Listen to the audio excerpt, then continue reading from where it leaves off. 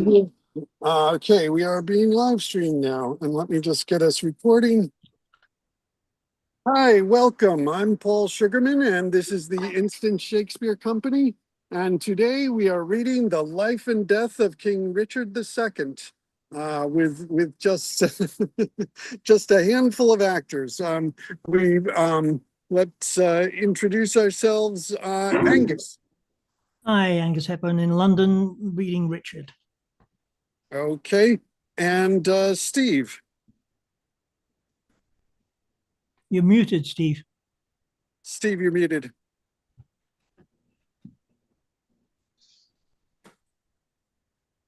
Hi, I'm Steve. I'm in Florida reading Bolingbroke.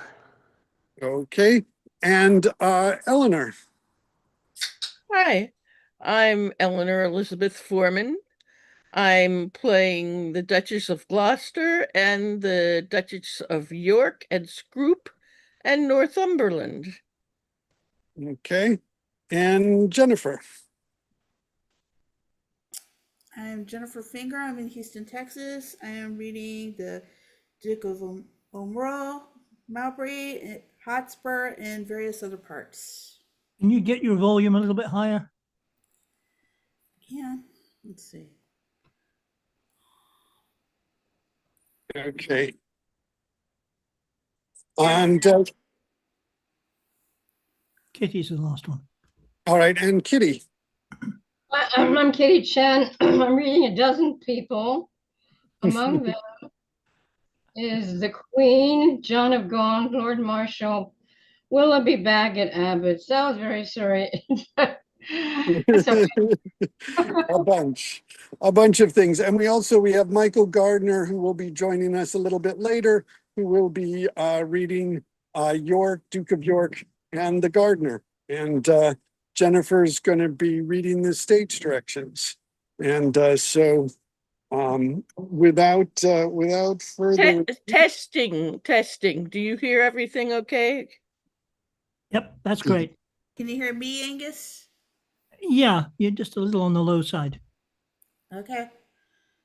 All righty. Okay, so without further ado, here is the life and death of King Richard II. Actus prima, scena prima. Enter King Richard, John of Gaunt, with other nobles in attendance. Old John of Gaunt, time-honoured Lancaster, hast thou, according to thy oath and band, brought hither Henry Hereford, thy bold son, here to make good his boisterous late appeal, which then our leisure would not let us hear against the Duke of Norfolk, Thomas Mowbray. I have, my liege. Tell me, moreover, hast thou sounded him if he appealed the Duke on ancient malice, or worthily, as a good subject should, on some known ground of treachery in him?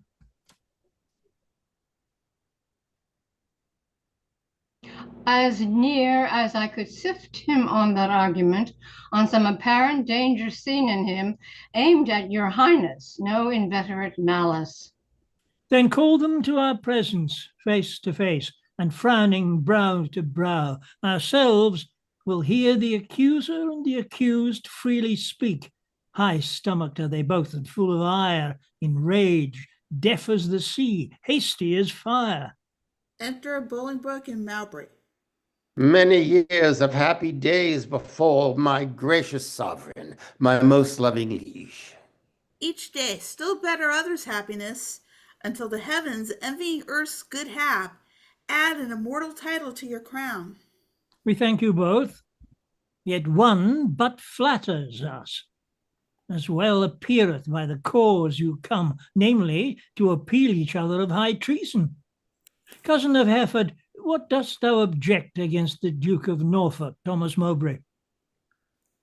First, heaven be the record to my speech and the devotion of a subject's love, tendering the precious safety of my prince, and free from other misbegotten hate, come I appealing to this princely presence. Now, Thomas Mowbray, do I turn to thee, and mark my greeting well.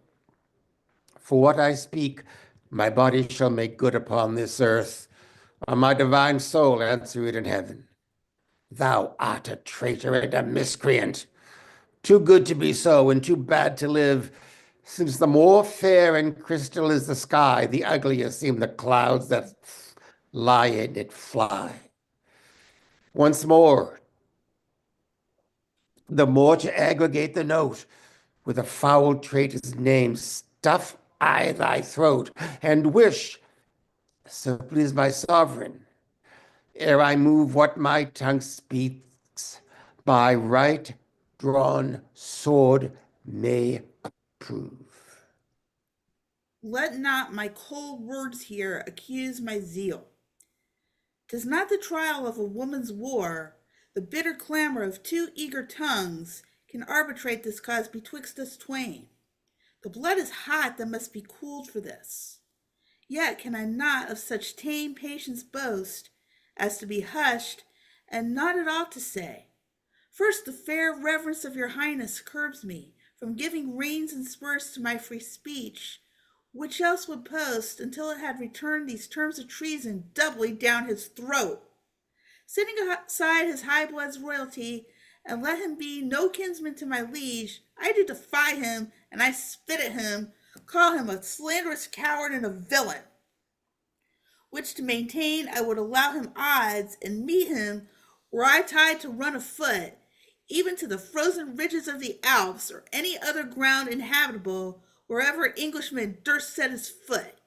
Meantime, let this defend my loyalty. By all my hopes, most falsely doth he lie. Hail, trembling coward!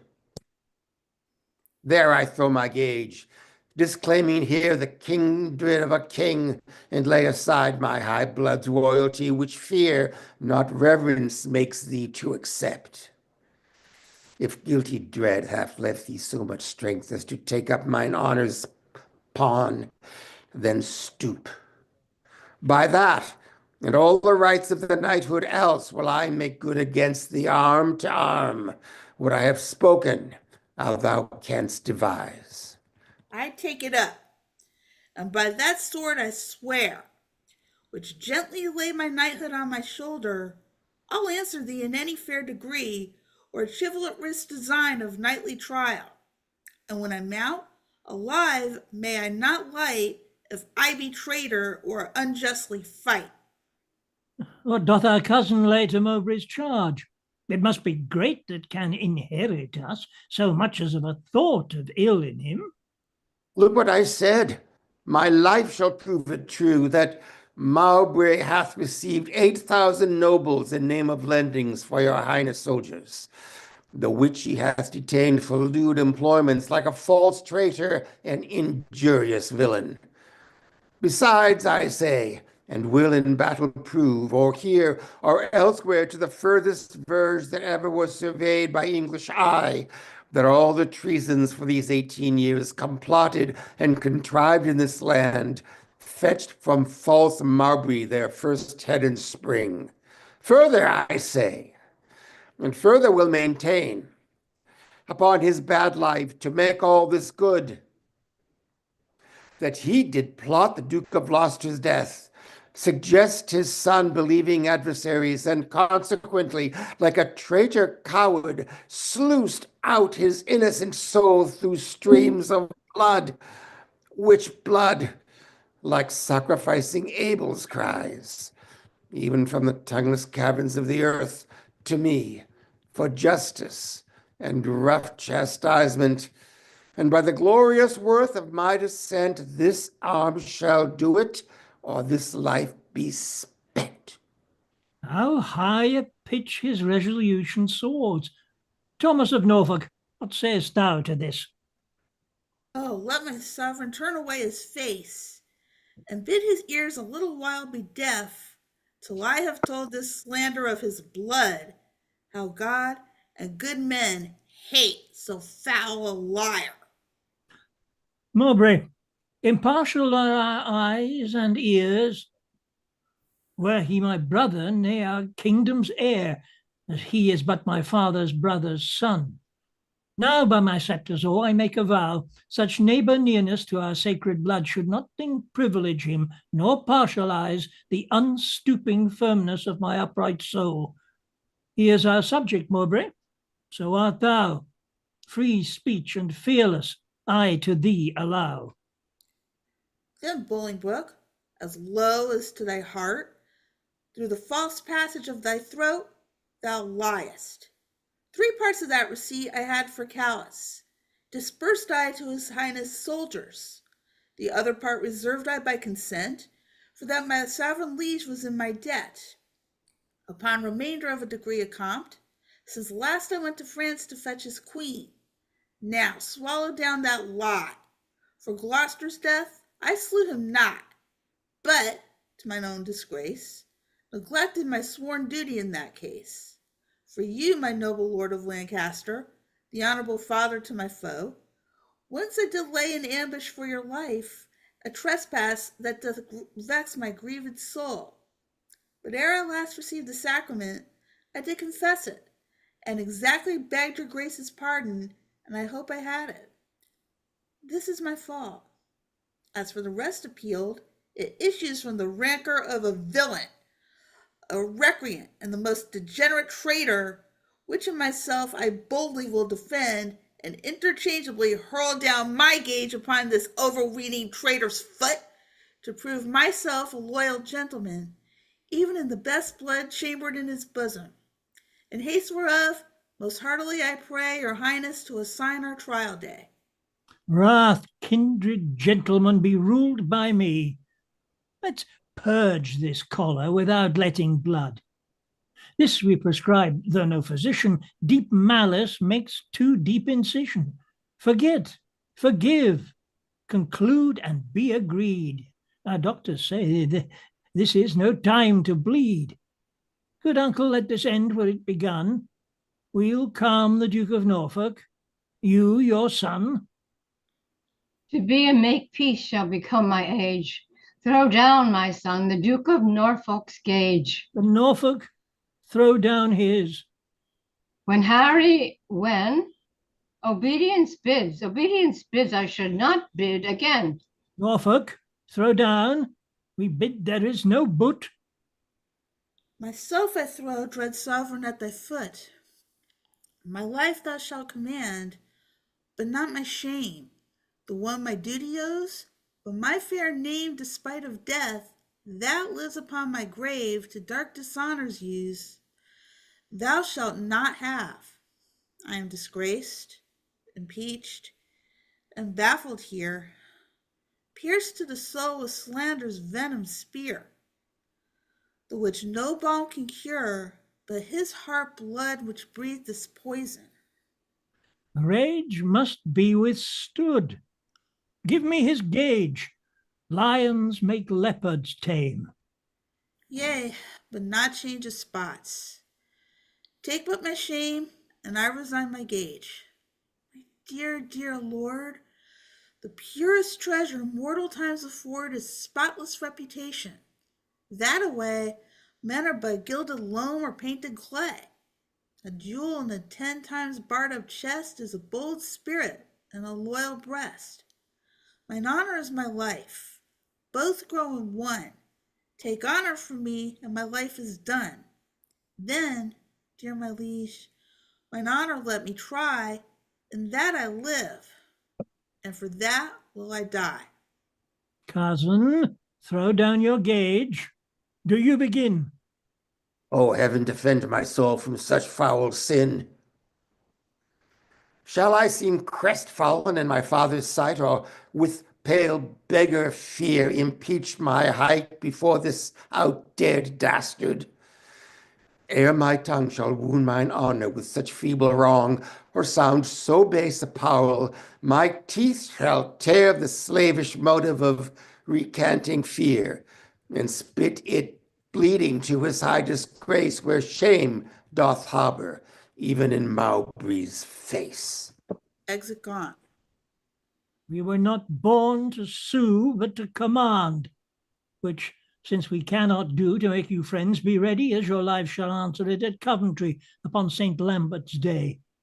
There shall your swords and lances arbitrate the swelling difference of your settled hate. Since we cannot atone you, you shall see justice design the victor's chivalry. Lord Marshal, Command our officers at arms. Be ready to direct these home alarms. Exeunt. Sina Secunda, enter Gaunt and Duchess of Gloucester. Alas, the part I have in Gloucester's blood doth more solicite me than your exclaims to stir against the butchers of his life. But since correction lieth in those hands which made the fault that we cannot correct, put we our quarrel to the will of heaven, who when they see the hours ripe on earth will rain hot vengeance on offenders' heads. Finds brotherhood in thee no sharper spur? Hath love in thy old blood no living fire? Edward's 7 sons, whereof thyself art one, were as 7 vials of his sacred blood, or 7 fair branches springing from one root. Some of those 7 are dried by nature's course, some of those branches by the destiny's cut.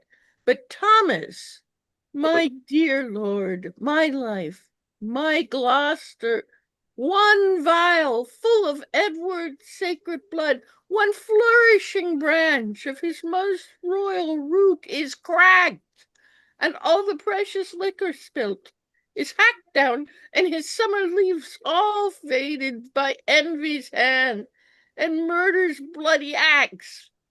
Ah, Gaunt, his blood was thine, that bed, that womb, that metal, that self-mold that fashioned thee, made him a man. And though thou livest and breathest, yet art thou slain in him. Thou dost consent in some large measure to thy father's death, in that thou seest thy wretched brother die, who was the model of thy father's life. Call it not patience, Gaunt. It is despair in suffering thus thy brother to be slaughtered.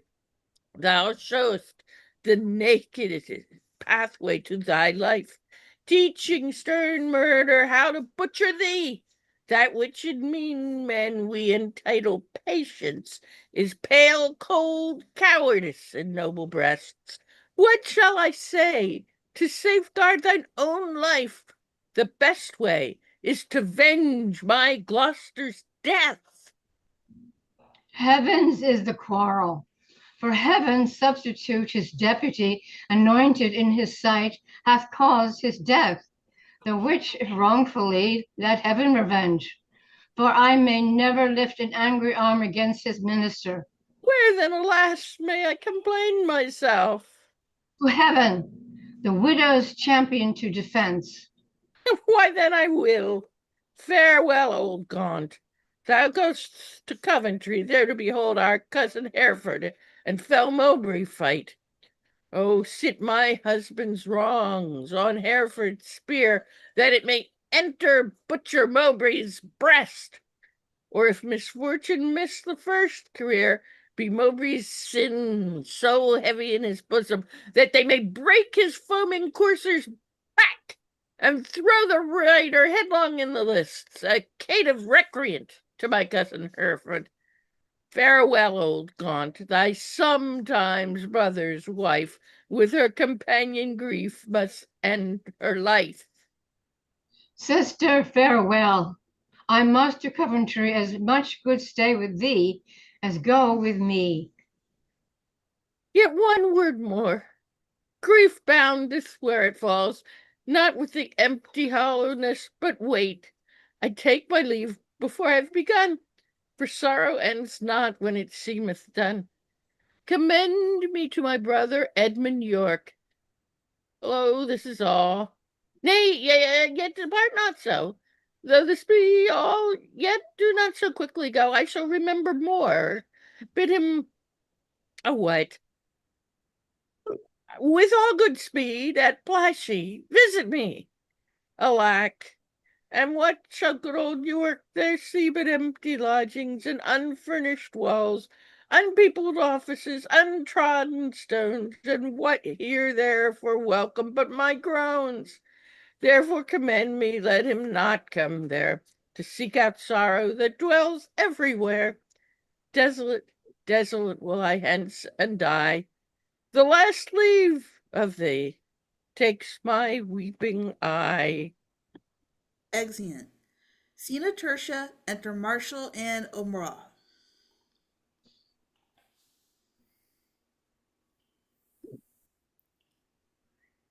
My lord O'Merle, is Harry Hereford armed? Yea, at all points, and longs to enter in. The Duke of Norfolk, sprightfully and bold, stays but the summons of the appellant's trumpet. Why then the champions are prepared, and stay for nothing but his majesty's approach. Flourish. Enter King, Gaunt, Bushy, Bagot, Green, and others. Then Mowbray in armor and Herald. Marshal, demand of yonder champion the cause of his arrival here in arms. Ask him his name and orderly persuade to swear in him in the justice of his cause. In God's name, and the king say who ye art, and why thou comest thus knightly clad in arms? Against what men thou comest, and what's thy quarrel? Speak truly on thy knighthood and thine oath, as so defend thee heaven and thy valor.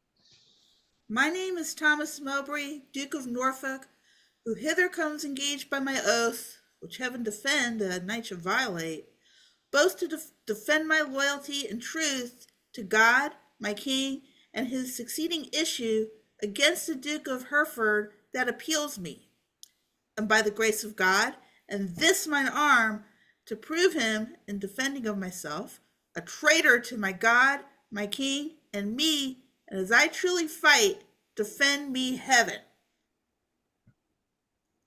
Tucket. Enter Hereford and Herald.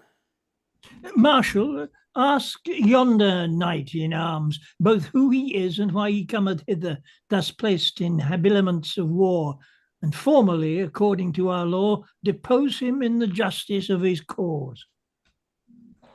What is thy name, and wherefore comes ye hither before King Richard in his royal lists? Against whom comest thou, and what's thy quarrel?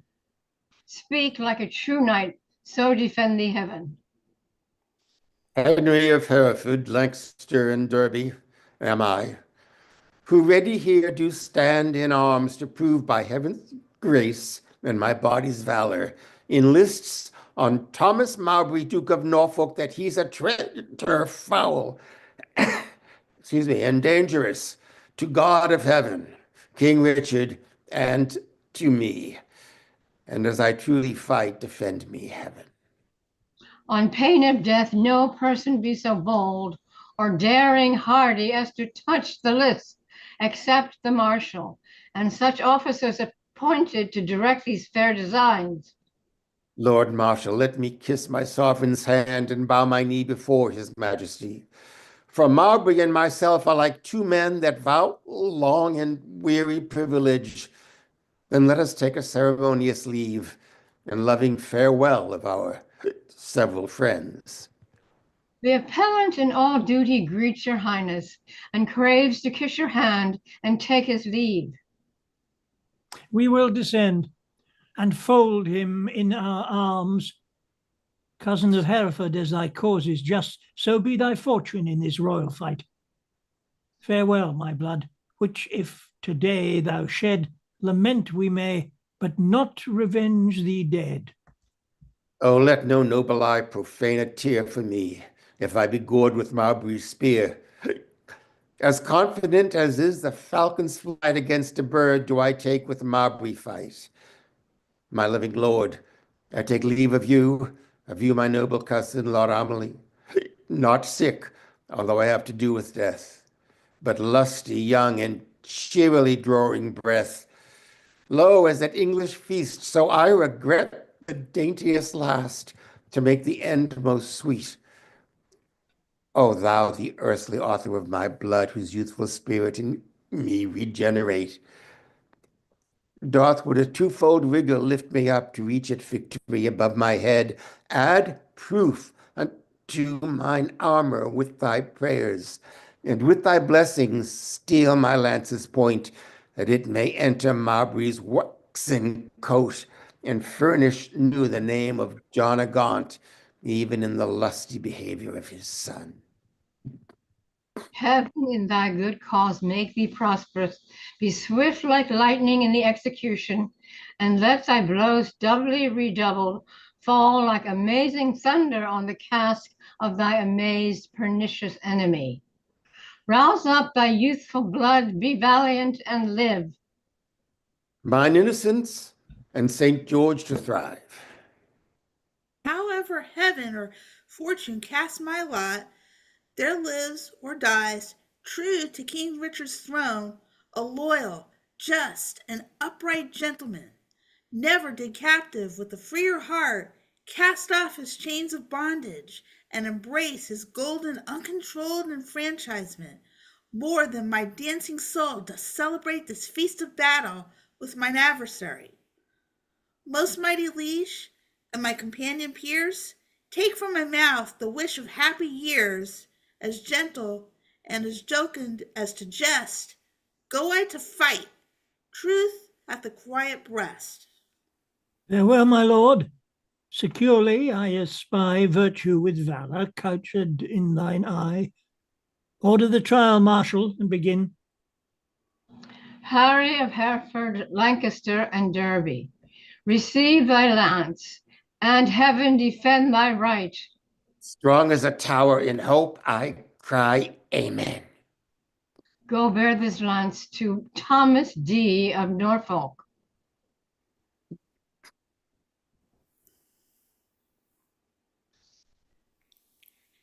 Harry of Hereford, Lancaster, and Derby stands here for God, his sovereign, and himself, on pain to be found false and recreant, to prove the Duke of Norfolk, Thomas Mowbray, a traitor to his God, his king, and him, and dares him to set forwards to the fight.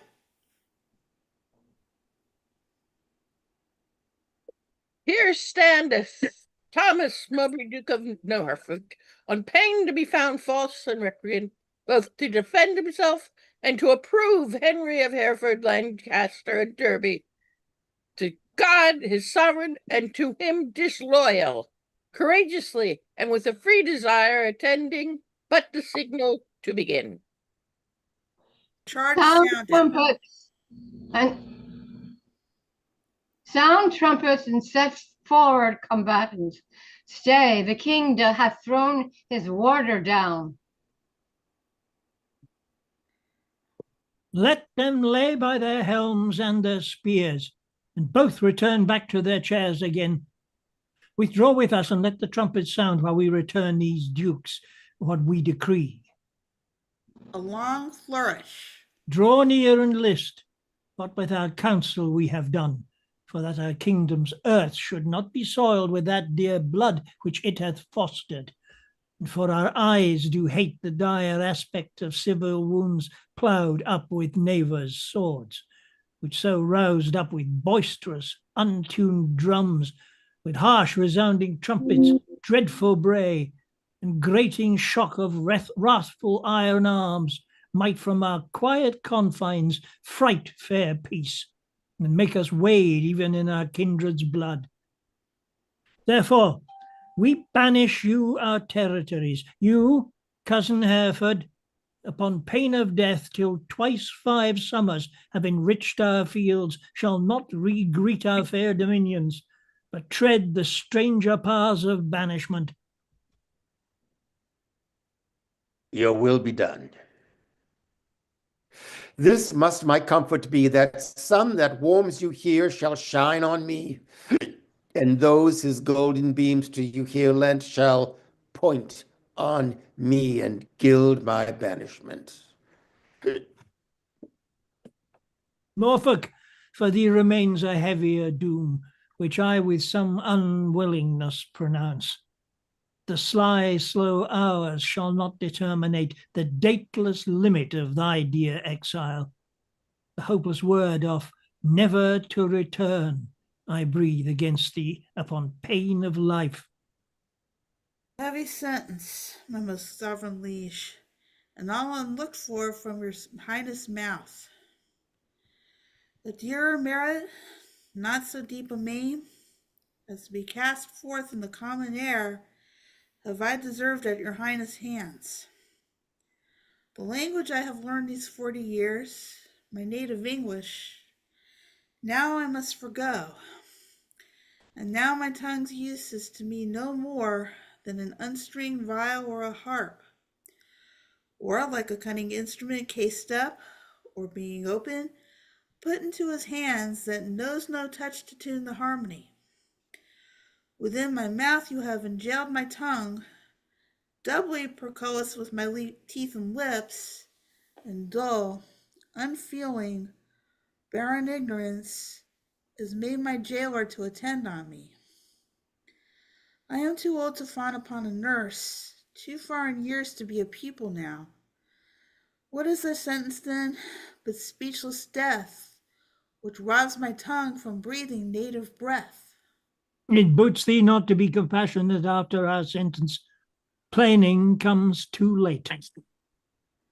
And thus I turn me from my country's light to dwell in solemn shades of endless night. Return again, and take an oath with thee. Lay on our royal sword your banished hands. Swear by the duty that you owe to heaven, our part therein we banish with yourselves, to keep the oath that we administer. You never shall, so help you truth and heaven, embrace each other's love in banishment, nor ever look upon each other's face, nor ever write, regreet, or reconcile this lowering tempest of your home-bred hate, nor ever by advised purpose meet to plot, contrive, or complot any ill against us, our state, our subjects, or our land. I swear. And I to keep all this. Norfolk, so fair as to mine enemy by this time had the king permitted us, one of our souls had wandered in the air, banished this frail sepulchre of our flesh. As now our flesh is banished from this land, confess thy treasons ere thou fly this realm, since thou hast far to go. Bear not along the clogging burden of a guilty soul. No, Bolingbroke. If ever I were traitor, my name be blotted from the book of life, and I from heaven banished as from hence. But what thou art, heaven, thou, and I do know, and all too soon, I fear, the king shall rue. Farewell, my liege. Now no way can I stray, save back to England, all the world's my way. Exit. Uncle, even in the glasses of thine eyes I see thy grieved heart, thy sad aspect. Hath from the number of his vanished years plucked 4 away, 6 frozen winters spent, return with welcome home from banishment. A longer time lies in one little word. 4 lagging winters and 4 wanton springs end in a word. Such is the breath of kings. I thank my liege that in regard of me he shortens 4 years of my son's exile. But little vantage shall I reap thereby, for ere the 6 years that he hath to spend can change their moons and bring their times about, my oil-dried lamp and time-bewasted life shall be extinct with age and endless night. My inch of taper will be burnt and done, and blindfold death not let me see my son. Why, uncle, thou hast many years. You're welcome. to live. Have a good one. But not a minute, king, that thou canst give. Shorten my days thou canst with sudden sorrow, and pluck nights from me, but not lend a morrow. Thou canst help time to furrow me with age, but stop no wrinkle in his pilgrimage. Thy word is current with him, for my death, but dead, thy kingdom cannot buy my breath. Thy son is banished upon good advice, whereto thy tongue a party verdict gave. Why at our justice seemst thou then to lour? Things sweet to taste prove in digestion sour. You urged me as a judge, but I had rather you would have bid me argue like a father. Alas, I looked when some of you should say I was too strict to make mine own away. But you gave me leave to my unwilling tongue against my will to do myself this wrong. Cousin, farewell. And uncle, bid him so. 6 years we banish him, and he shall go. Exit, flourish. Cousin, farewell. What presence must not know from where you do remain, let paper show. My lord, no leave take I, for I will ride as far as land will let me by your side. Oh, to what purpose dost thou hoard thy words, that thou returnest no greeting to thy friends?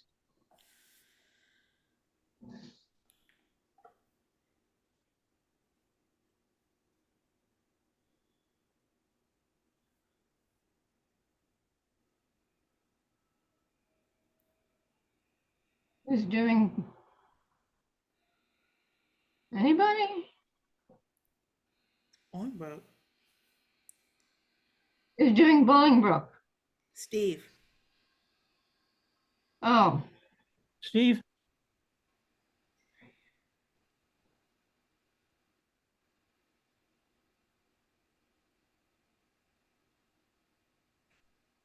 He's gone. I'll take over. I have too few to take my leave of you when the tongue's office should be prodigal, to breathe the abundant dolour of the heart.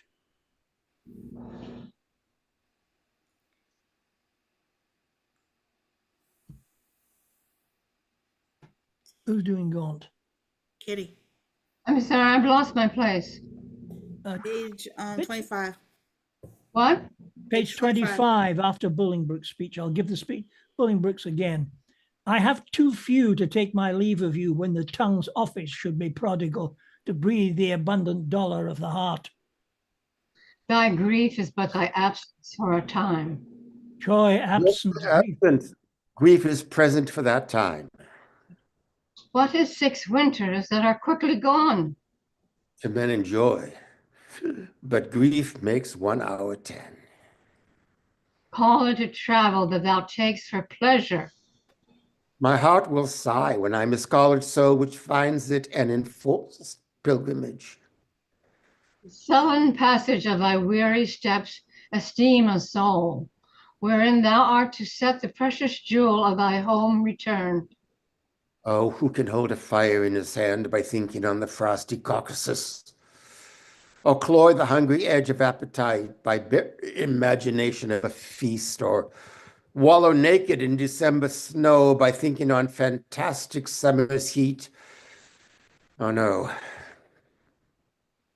The apprehension of the good gives but the greater feeling to the worse.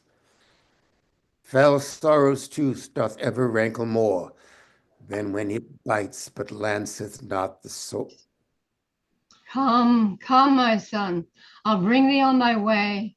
Had I thy youth and cause, I would not stay. Then England's ground, farewell, sweet soil, adieu. My mother and my nurse, which bears me yet, where'er I wander, boast of this I can, though banished, yet a true-born Englishman. Exeunt. Scena quarta, enter King, O'Murrow, Green, and Bagot. We did observe, cousin O'Merle, how far brought you King Hereford on his way? I brought high Hereford, if you call him so, but to the next highway, and there I left him. And say what store of parting tears were shed. Faith, none for me, except the northeast wind, which then grew bitterly against our face, awakened the sleepy room, and so by chance did grace our hollow parting with a tear. What said our cousin when you parted with him? Farewell. And for my heart, disdained by my tongue, should so profane the word that taught me craft to counterfeit oppression of such grief. That word seemed buried in my sorrow's grave. Marry, with the word farewell, have lengthened hours and added years to his short banishment, he should have had a volume of farewells, but since it would not, he had none of me. He is our cousin, but 'tis doubt, when time shall call him home from banishment, whether our kinsman come to see his friends, ourself and Bushy. Here, Bagot and Green, observe his courtship to the common people. How did he seem to dive into their hearts? With humble and familiar courtesy, what reverence did he throw away on slaves, wooing poor craftsmen with the craft of soul and patient underbearing of his fortune, as 'twere to banish their effects with him.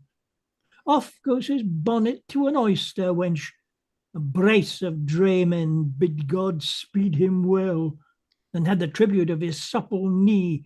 With thanks, my countrymen, my loving friends, as were our England in reversion his, and he our subjects' next degree in hope. Well, he is gone, and with him go these thoughts. Now for the rebels which stand out in Ireland, expedient manage must be made, my liege, ere further leisure yield them further means for their advantage and your highness loss. We will ourselves in person to this war, and for our coffers, with too great a court and liberal largesse are grown somewhat light, we are enforced to farm our royal realm.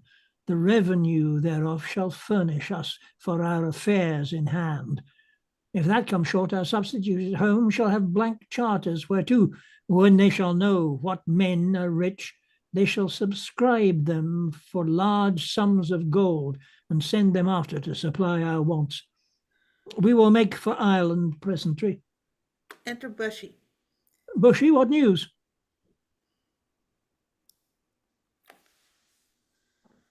Old John of Gaunt is very sick, my lord, suddenly taken, and hath sent post haste to entreat your majesty to visit him. Where lies he? At Ely House. Ah. Now put it heaven in his physician's mind to help him to his grave immediately. The lining of his coffers shall make coats to deck our soldiers for these Irish wars. Come, gentlemen, let's all go visit him. Pray heaven we may make haste and come too late. Exit. Acta secunda scena prima, enter Gaunt sick with York. Will the king come that I may breathe my last in wholesome counsel to his unstayed youth? Vex not yourself, nor strive not with your breath, for all in vain comes counsel to his ear. Oh, but they say the tongues of dying men enforce attention like deep harmony.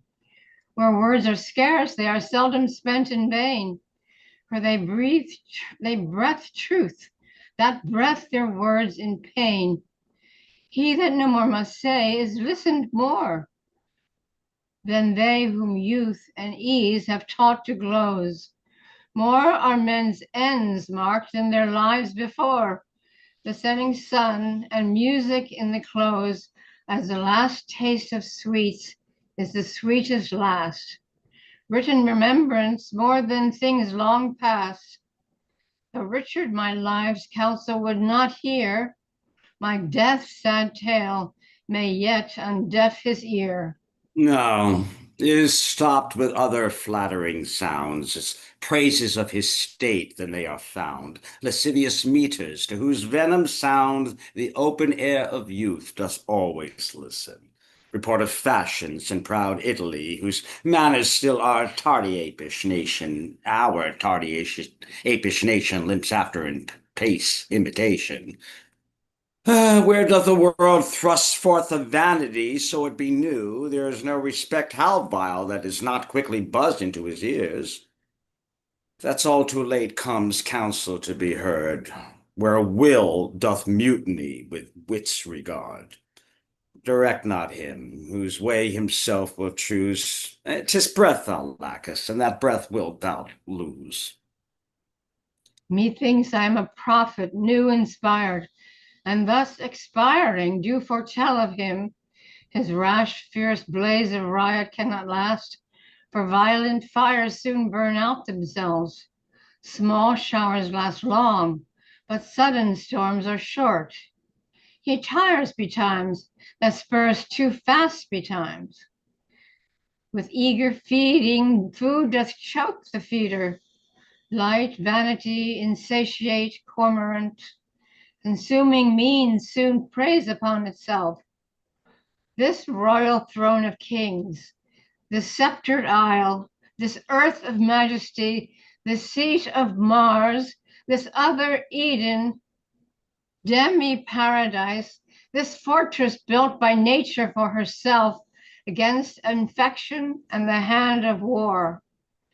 This happy breed of men, this little world, this precious stone set in the silver sea, which serves it in the office of a wall, or as a moat defensive to a house against the envy of less happier lands.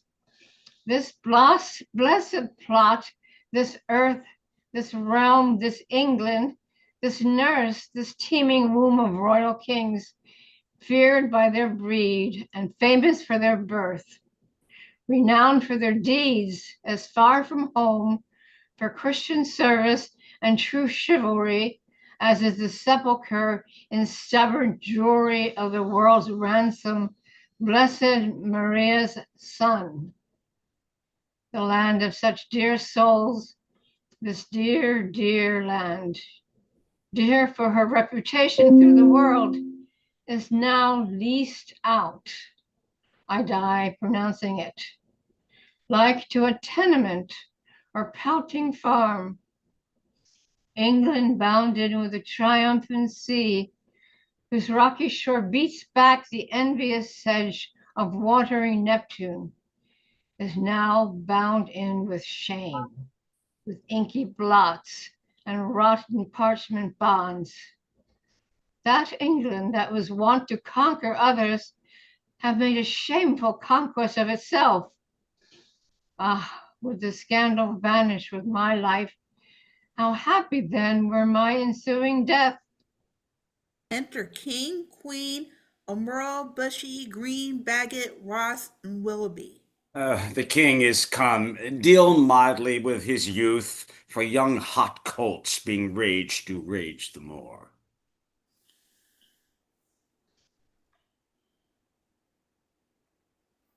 Who's doing the Queen? Hey, Jackie? Oh, I'm reading Queen as well. Ah, how fares our noble cousin Lancaster? What comfort, man! How is't with aged Gaunt? Oh, how that name befits my composition. Old Gaunt indeed, and gaunt in being old. Within me grief hath kept a tedious fast, and who abstains from meat that is not gaunt? For sleeping England long time have I watched. Watching breeds leanness. Leanness is all gaunt. The pleasure that some fathers feed upon is my strict fast. I mean my children's looks, and therein fasting hast thou made me gaunt. Gaunt am I for the grave, gaunt as a grave, whose hollow womb inherits naught but bones. Can sick men play so nicely with their names? No, misery makes sport to mock itself. Since thou dost seek to kill my name in me, I mock my name, great king, to flatter thee. Should dying men flatter those that live? No, no, men living flatter those that die. Thou now a dying say'st thou flatterest me. Oh no, thou diest, though I the sicker be. I am in health, I breathe, I see thee ill. Now he that made me knows I see thee ill, ill in myself to see, and in thee seeing ill, thy deathbed is no lesser than the land wherein thou liest in reputation sick, and thou, too careless patient as thou art, committest thy anointed body to the cure of those physicians that first wounded thee.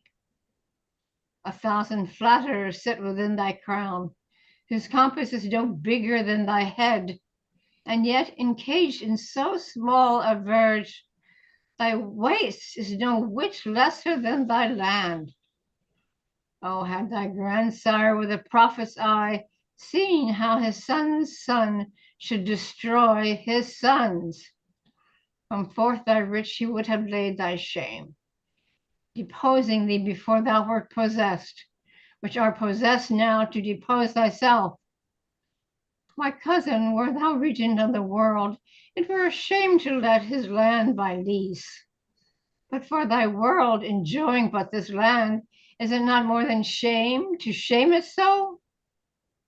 Landlord of England thou art, and not king. Thy state of law is bond slave to the law, and thou, a lunatic, lean-witted fool, presuming on an ague's privilege, darest with thy frozen admonition make pale our cheek, chasing the royal blood with fury from his native residence? Now, by my seat's right royal majesty, wert thou not brother to great Edward's son, this tongue that runs so roundly in thy head should run thy head from thy unreverent shoulders. oh, spare me not, my brother's Edward's son, for that I was his father Edward's son. That blood already, like the pelican, thou hast tapped out and drunkenly caroused. My brother Gloucester, plain well-meaning soul, whom fair befell in heaven amongst happy souls, may be a president, and witness good that thou respects not spilling Edward's blood. Join with the present sickness that I have, and thy unkindness be like crooked age, to crop at once a too long withered flower. Live in thy shame, but die not shame with thee. These words hereafter thy tormentors be. Convey me to my bed, then to my grave. Love they to live that love and honor have. Exit. And let them die that age and sullens have, for both hast thou and both become the grave. I do beseech your majesty, impute his words to wayward sickliness and age in him. He loves you on my life, and holds you dear as Harry, Duke of Hereford, were he here. Right, you say true. As Hereford's love, so his, as theirs, so mine, and all be as it is. Enter Northumberland. My liege, old Gaunt commends him to your majesty. What says he? Nay, nothing, all is said. His tongue is now a stringless instrument. Words, life, and all, old Lancaster hath spent. Be York the next that must be bankrupt so? Though death be poor, it ends a mortal woe. The ripest fruit falls first, and so doth he. His time is spent. Our pilgrimage must be. So much for that. Now, for our Irish wars, we must supplant these rough, rug-headed kerns, which live like venom where no venom else, but only they have privilege to live. And for these great affairs do ask some charge towards our assistance. We do seize to us the plate, coin, revenues, and movables whereof our uncle Gaunt did stand possessed. How long shall I be patient?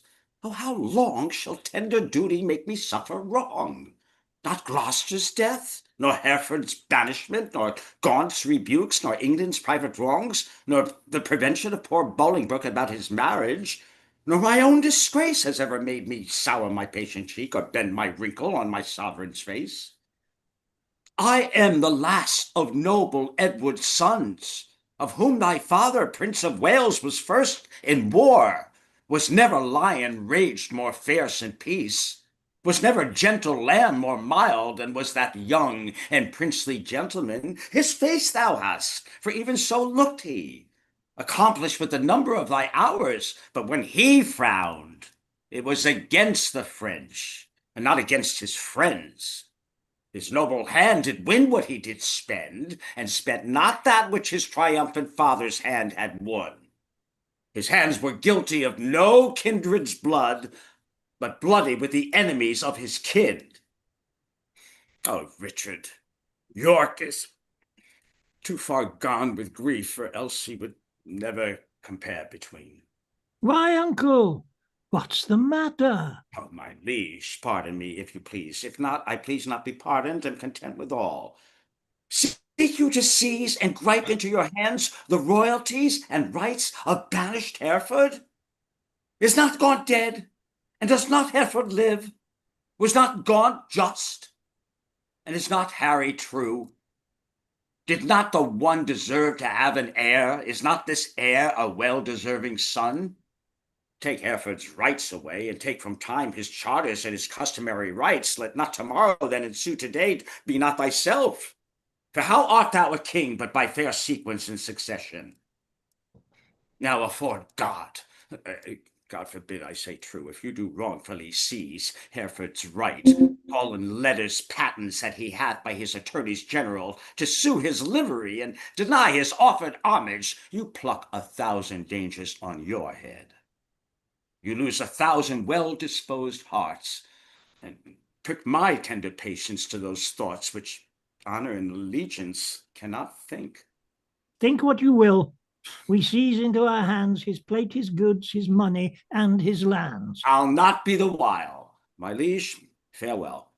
What will ensue hereof there's none can tell, but by bad course may be understood that their events can never fall out good. Exit.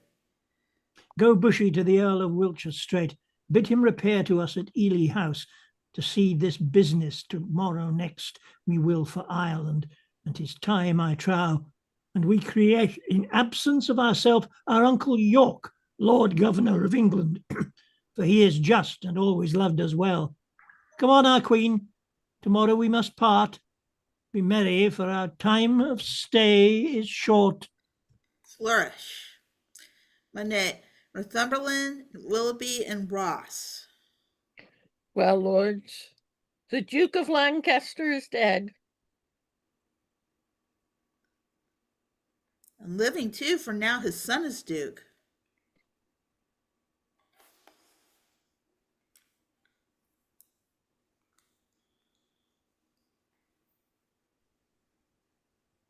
Barely in title, not in revenue. Richly in both, if justice had her right. My heart is great, but it must break with silence, ere it be burdened with a liberal tongue. Nay, Speak thy speak, mind, and speak let thy him mind, and let him more. ne'er speak more that speaks thy words I- again to do Come thee on. harm. Oh, well. Tends that thou'd speak to the Duke of Hereford. If it be so, out with it, boldly man, quick as mine ear to hear of good towards him. No good at all that I can do for him, unless you call it good to pity him, bereft and yielded of his patrimony. Now, for heaven, to shame such wrongs are born. In him a royal prince, and many more of noble blood in this declining land. The king is not himself, but basely led by flatterers, and what they will inform merely in hate against any of us all, that will the king severely prosecute against us, our lives, our children, and our heirs. The commons hath he piled with grievous taxes and quite lost their hearts. The nobles hath he fined for ancient quarrels and quite lost their hearts. And daily new exactions are devised as blanks, benevolences, and I wot not what, but what, O God's name, doth become of this? Wars hath not wasted it, for ward he hath not, but basely yielded upon compromise that which his ancestors achieved with blows. More hath he spent in peace than they in wars. The Earl of Wiltshire hath the realm and farm. The king is grown bankrupt like a broken man. Reproach and dissolution hangeth over him.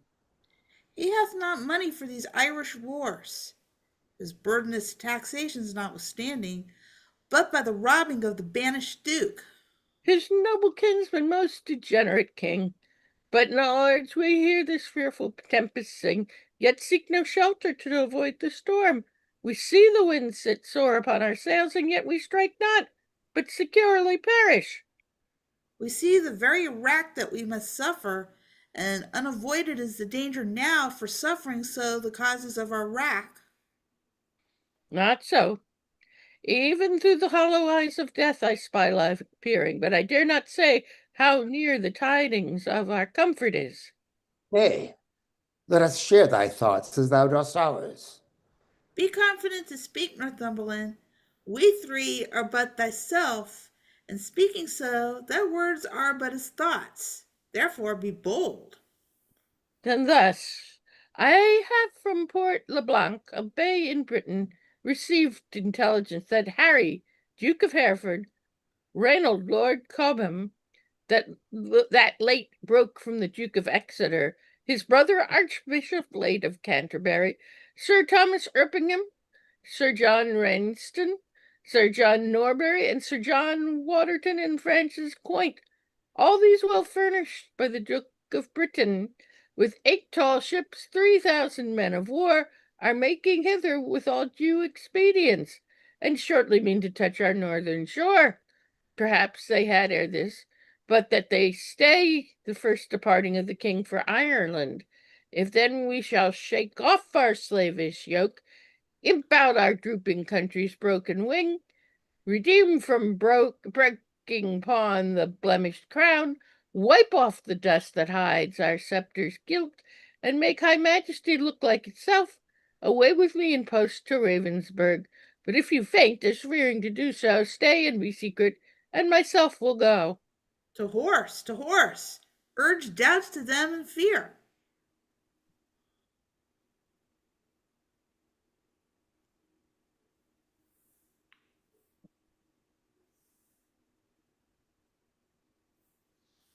Willoughby, you have one last line. I'm sorry, I'm lost. Halfway down 33, end of the scene, last line. 43. 43.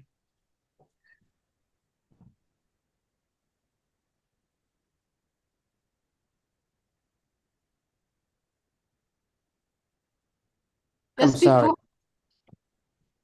Page 43, last Yes. scene of the last line of the scene before Hold out my horse, and I will first be there. Exeunt. Scena Secunda, enter Queen, Bushy, and Bagot. Madam, your majesty is too much sad. You promised when you parted with the king to lay aside self-harming heaviness and entertain a cheerful disposition. to please the king, I did. To please myself, I cannot do it. Yet I know no cause why I should welcome such a guest as grief, save bidding farewell to so sweet a guest as my sweet Richard. Yet again methinks some unborn sorrow, ripe in fortune's womb, is coming towards me, and my inward soul with nothing trembles. At something it grieves more than with parting from my lord the king. Each substance of a grief hath 20 shadows, which shows like grief itself, but is not so. For sorrow's eye, glazed with binding tears, divides one thing entire to many objects, like perspectives, which rightly gazed upon show nothing but confusion, eyed awry, distinguished form. So your sweet majesty, looking awry upon your lord's departure, finds shapes of grief, more than himself to wail, which looked on as it is not but shadows of what it is not. Then, thrice gracious queen, more than your lord's departure, weep not, more is not seen. Or if it be, 'tis with false sorrow's eye, which for things true weep things imaginary. It may be so, but yet my inward soul persuades me it is otherwise. Howe'er it be, I cannot but be sad, so heavy sad, as though on thinking on no thought I think makes me with heavy nothing faint and shrink. 'Tis nothing but conceit, my gracious lady. 'Tis nothing less. Conceit is still derived from some forefather grief. Mine is not so, For nothing hath begot my something grief, or something hath a nothing that I grieve. 'Tis in reversion that I do possess, but what it is, that is not yet known. What I cannot name, 'tis nameless woe, I wot. Enter Green. Heaven save your majesty, and well met, gentlemen. I hope the king is not yet shipped for Ireland. Why hopest thou so? 'Tis better hope he is, for his designs crave haste. His haste, good hope. Then wherefore dost thou hope he is not shipped? That he or hope might have retired his power and driven into despair an enemy's hope, who strongly hath set footing in this land. The banished Bolingbroke appeals himself, and with uplifted arms is safe arrived at Ravensburg. Now God in heaven forbid. Oh, madam, 'tis too true. And that is worse. The Lord Northumberland, his young son Henry Percy, the lords of Ross, Bowman, and Willoughby, with all their powerful friends, are fled to him. Why have you not proclaimed Northumberland and the rest of the revolted faction traitors? We have. Whereupon the Earl of Worcester hath broke his staff, resigned his stewardship, and all the household servants fled with him to Bolingbroke. So, Green, thou art the midwife of my woe, and Bolingbroke my sorrow's dismal year. Now hath my soul brought forth her prodigy, and I, a gasping new delivered mother, have woe to woe, sorrow to sorrow joined. Despair not, madam. Who shall hinder me? I will despair, and be at enmity with cousining hope. He is a flatterer, a parasite, a keeper back of death, who gently would dissolve the bands of life which false hopes linger in extremity. Enter York. Here comes the Duke of York. With signs of war about his aged neck. Oh, full of careful business are his looks. Uncle, for heaven's sake, speak comfortable words. Comfort in heaven, and we are on the earth, where nothing lives but crosses, care, and grief. Your husband he is gone to save far off, whilst others come to make him lose at home. Here am I left to underprop his land, who weak with age cannot support myself. Now comes the sick hour that his surfeit made. Now shall he try his friends that flattered him. Enter a servant. My lord, your son was gone before I came. He was, and hold on. He was? Why, so go which way it will. The nobles they are fled, the commons they are cold, and will I fair revolt on Hereford's side? Sir, get thee to Plassey to my sister Gloucester. Bid her send me presently £1,000. Hold, take my ring. My lord, I had forgot to tell your lordship, today I came by and called there, but I shall grieve you to report the rest. What is it, knave? An hour before I came, the Duchess died. Heaven, for his mercy, what a tide of woes come rushing on this woeful land at once. I know not what to do. I would do heaven, as my untruth had not provoked him to it. The king had cut off my head with my brothers. What, are these posts dispatched for Ireland? How shall we do for money for these wars? Come, sister, cousin, I would say, pray pardon me, go, fellow, get thee home, provide some carts, and bring away the armor that is there. Gentlemen, will you muster men? If I know how or which way to order these affairs, thus disorderly thrust into my hands, never believe me. Both are my kinsmen, though one is my sovereign, whom both my oath and duty bids defend.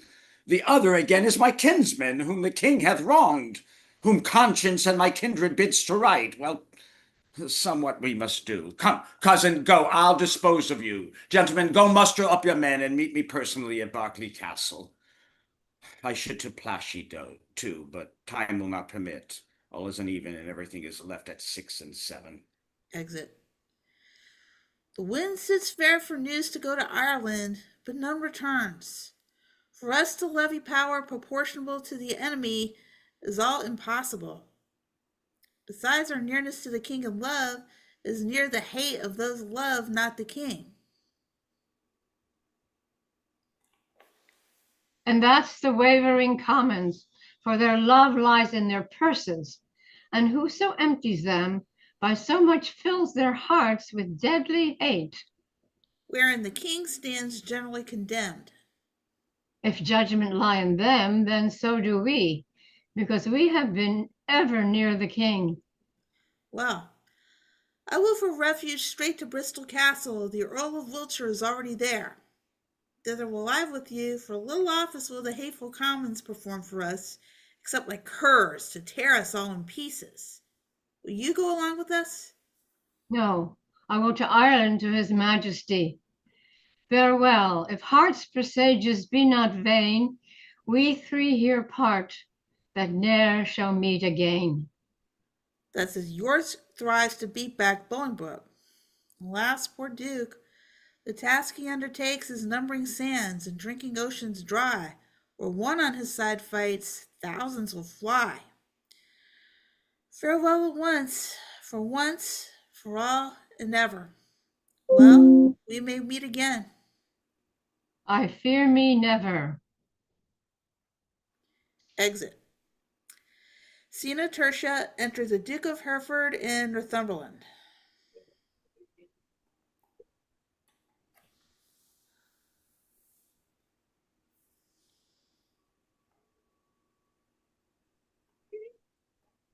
You're muted. Steve, you're muted.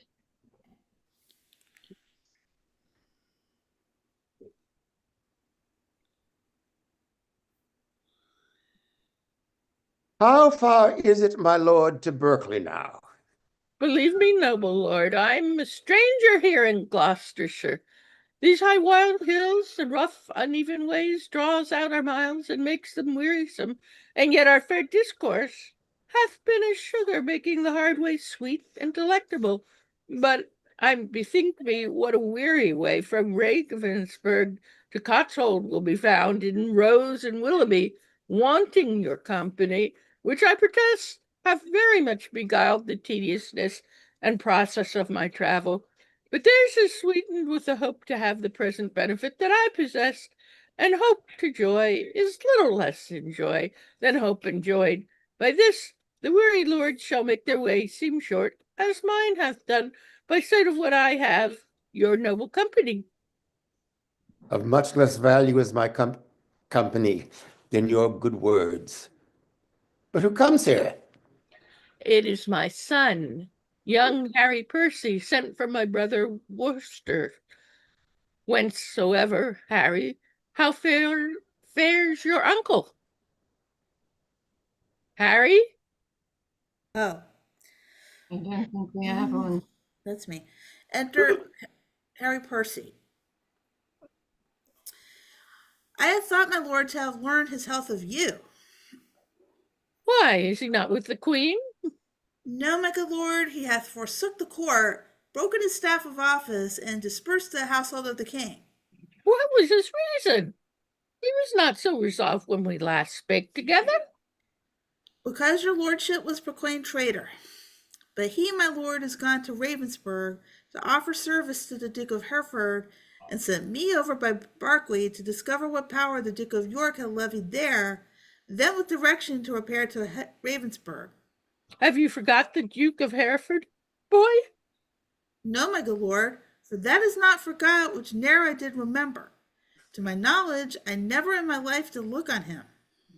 Then learn to know him now. This is the Duke. My gracious lord, I tender you my service, such as it is, being tender, raw, and young, which elder days shall ripen and confirm to more approved service and desert. I thank thee, gentle Percy, and be sure I count myself in nothing else so happy as in a soul remembering my good friends. And as my fortune opens with thy love, it shall still be thy true love's recompense. My heart this covenant makes, my hand thus seals it. How far is it to Berkeley? And what stir keeps good old York there with his men of war? There stands the castle by yon tuft of trees, manned with 300 men, as I have heard, and in it are the lords of York, Berkeley, and Seymour, none else of name and noble estimate. Enter Ross and Willoughby. Here come the lords of Ross and Willoughby, bloody with spurring, fiery red with haste. Welcome, my lords. I wot your life pursues a banished traitor. All my treasury is yet but unfelt thanks, which more enriched shall be your love and labor's recompense. Your presence makes us rich, most noble lord.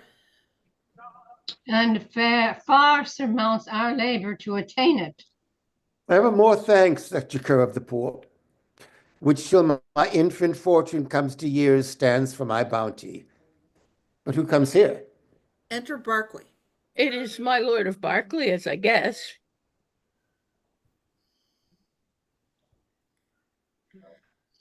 My lord of Hereford, my message is to you. My lord, my answer is to Lancaster, and I am come to seek that name in England, and I must find that title in your tongue before I make reply to aught you say. Mistake me not, my lord. 'Tis not my meaning to raise one title of your honor out. To you, my lord, I come, what lord you will, from the most glorious of this land, the Duke of York, to know what pricks you on to take advantage of the absent time and fight our native peace with self-born arms. Enter York. I shall not need transport my words by you. Here comes his grace in person. My noble uncle.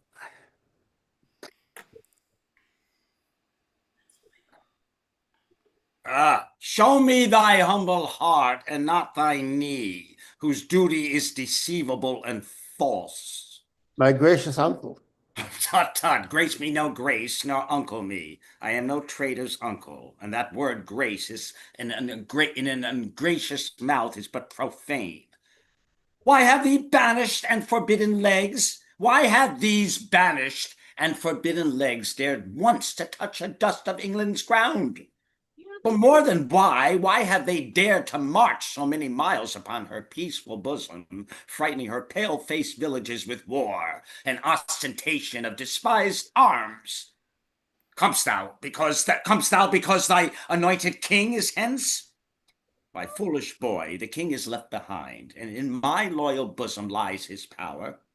Were I but now the lord of such hot youth, and when brave Gaunt, thy father, and myself rescued the Black Prince, that young Mars of men, from forth the ranks of many thousand French, oh, then how quickly should this arm of mine, now prisoner to the palsy, chastise thee, and minister correction to thy fault. My gracious uncle, let me know my fault. On what condition stands it, and wherein?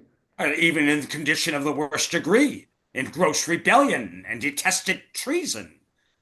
Thou art a banished man, and here art come before the expiration of thy time in braving arms against thy sovereign. As I was banished, Hereford. But as I come for Lancaster. And noble uncle, I beseech your grace, look on my wrongs with an indifferent eye. You are my father. For me, thinks in you I see old Gaunt alive. Oh, then, my father, will you permit that I shall stand condemned, a wandering vagabond? My rights and loyalties plucked from my arms perforce and given away to stout unthrifts? Wherefore was I born? If that my cousin king be king of England, it must be granted. I am Duke of Lancaster. You have a son, Almerle, my noble kinsman. Had you first died and he been thus trod down, he should have found his uncle Gaunt a father, to rouse his wrongs and chase them to the bay. I am denied to my livery here, and yet my letters patents give me leave. My father's goods are all distrayed and sold, and these and all are all amiss employed. What would you have me do? I am a subject and challenge law. Attorneys have denied me, and therefore personally I lay my claim to inheritance of free descent. The noble duke has been too much abused. It stands upon your grace. It stands your grace upon to do him right.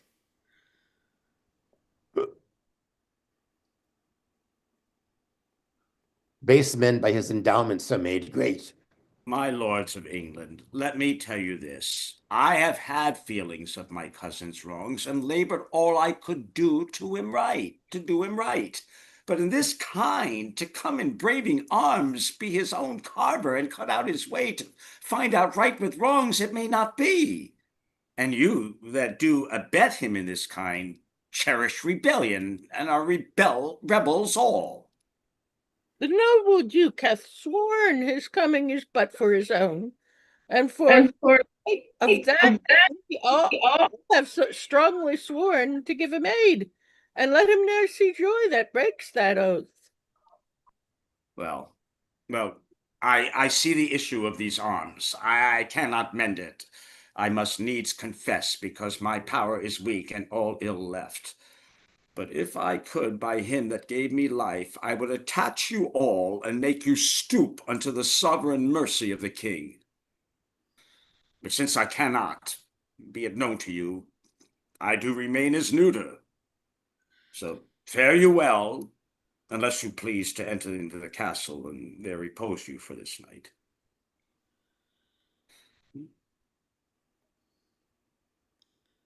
Bolingbroke. An offer, uncle, that we will accept. But we must win your grace to go with us to Bristol Castle, which they say is held by Bushy, Bagot, and their accomplices, the caterpillars of the Commonwealth, which I have sworn to weed and pluck away. It may be I will go with you, but yet I'll pause, for I am loath to break our country's laws. Nor friends nor foes to me welcome you are. Things past redress, and now with me past care. Exeunt. Scena quarta. Enter Salisbury and a captain.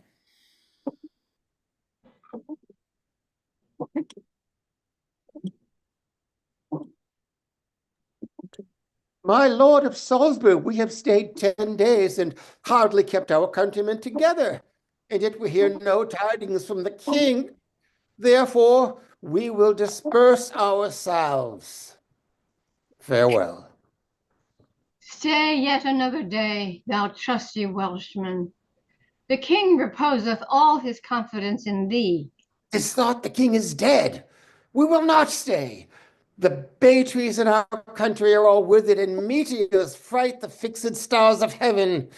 The pale-faced moon looks bloody on the earth, and lean-looked prophets whisper fearful change. Rich men look sad, and ruffians dance and leap. The one in fear to lose what they enjoy, the other to enjoy by rage and war. These signs forerun the death of kings. Farewell. Countrymen are gone and fled. As well assured Richard their king is dead.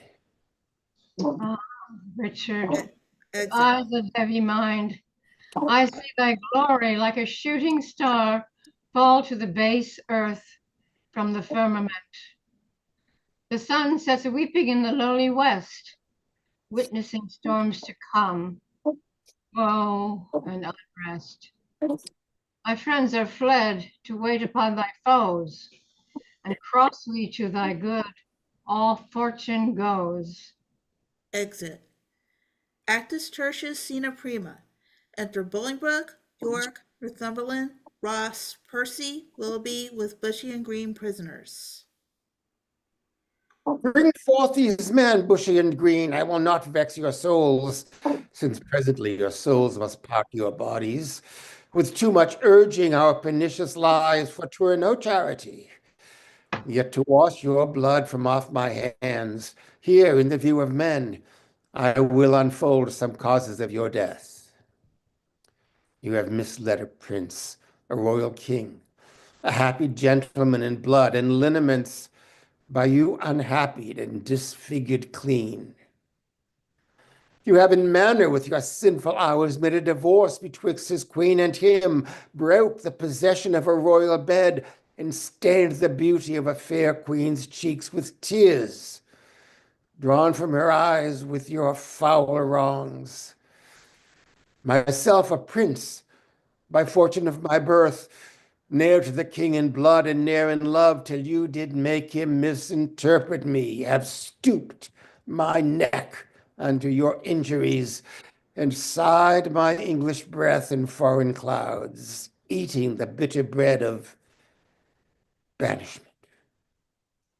While you have fed upon my seigneuries, disparked my parks, and felled my forest woods, from mine own windows tore my household coat, raised out my impress, leaving me no sign save men's opinions, and my living blood to show the world I am a gentleman. This and much more than twice all this condemn you to the death. See them delivered over to execution and the hand of death. More welcome is the stroke of death to me than Bolingbroke to England. My comfort is that heaven will take our souls and plague injustice with the pains of hell. My lord Northumberland, see them dispatched. Uncle, you say the queen is at your house. For heaven's sake, fairly let her be entreated. Tell her I send to my kind commands. Take special care my greetings be delivered. A gentleman of mine I have dispatched with letters of your love to her at large. Thanks, gentle uncle. Come, lords, away to fight with Glendower and his complices, a while to work, and after, holiday. Exeunt. Scena Secunda, drums, flourish and colors, enter Richard, Omro, Carlisle, and soldiers. Bartlett Castle, call you this at hand? Yea, my lord, how brooks your grace the air after your late tossing on the breaking seas? And needs must I like it well. I weep for joy to stand upon my kingdom once again. Dear earth, I do salute thee with my hand, though rebels wound thee with their horses' hoofs.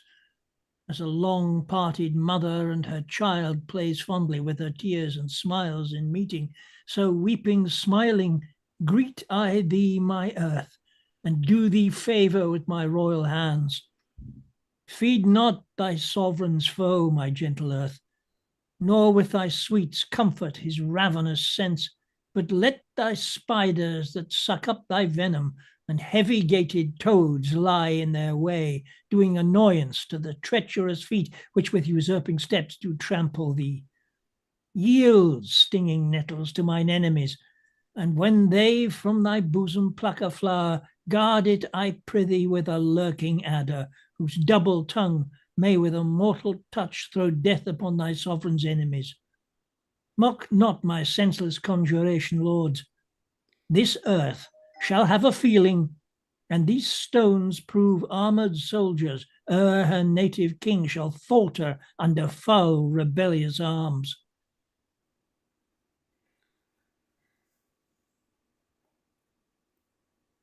Fear not, my lord, that power that made you king hath power to keep you king, in spite of all. It means, my lord, that we are too remiss. Whilst Bolingbroke through our security grows strong and great, in substance and in friends. Discomfortable cousin, knowst thou not that when the searching eye of heaven is hid behind the globe that lights the lower world, then thieves and robbers range abroad unseen, in murders and outrage bloody here? But when from under this terrestrial ball he fires the proud tops of the eastern pines, and darts his lighting through every guilty hole, then murders, treasons, and detested sins, the cloak of night being plucked from off their backs, stand bare and naked, trembling at themselves. So when this thief, this traitor Bolingbroke, who all this while have revelled in the night, shall see us rising in our throne, the east, his treasons will seek blushing in his face, not able to endure the sight of day, but self-affrighted, tremble at his sin. Not all the water in the rough, rude sea can wash the balm from an anointed king. The breath of worldly men cannot depose the deputy elected by the Lord. For every man that Bolingbroke hath pressed to lift shrewd steel against our golden crown, heaven for his Richard hath in heavenly pay a glorious angel. Then, if angels fight, weak men must fall, for heaven still guards the right. Welcome, my Lord Salisbury. How far off lies your power? Enter Salisbury. Nor far, nor farther off, my gracious lord, than this weak arm. Discomfort guides my tongue, and bids me speak of nothing but despair. One day too late, I fear, my noble lord, hath clouded all thy happy days on earth. Oh, call back yesterday, bid time return, and thou shalt have 12,000 fighting men. Today, unhappy day too late, o'erthrows thy joys, friends, fortune, and thy state. For all the Welshmen, hearing thou art dead, are gone to Bolingbroke, dispersed and fled. Comfort, my liege, why looks your grace so pale? Now the blood of 20,000 men did triumph in my face, and they are fled. Until so much blood thither come again, have I not reason to look pale and dead? All souls that will be safe fly from my side, for time has set a blot upon my pride. Comfort, my liege, remember who you are. I had forgot myself. Am I not king? Awake, thou sluggard majesty. Thou sleepst. Is not the king's name 40,000 names? Arm, my name. A puny subject strikes at thy great glory. Look not to the ground, ye favourites of a king. Are we not high? High be our thoughts. I know my uncle York hath power enough to serve our turn. But who comes here? Enter Scrooge.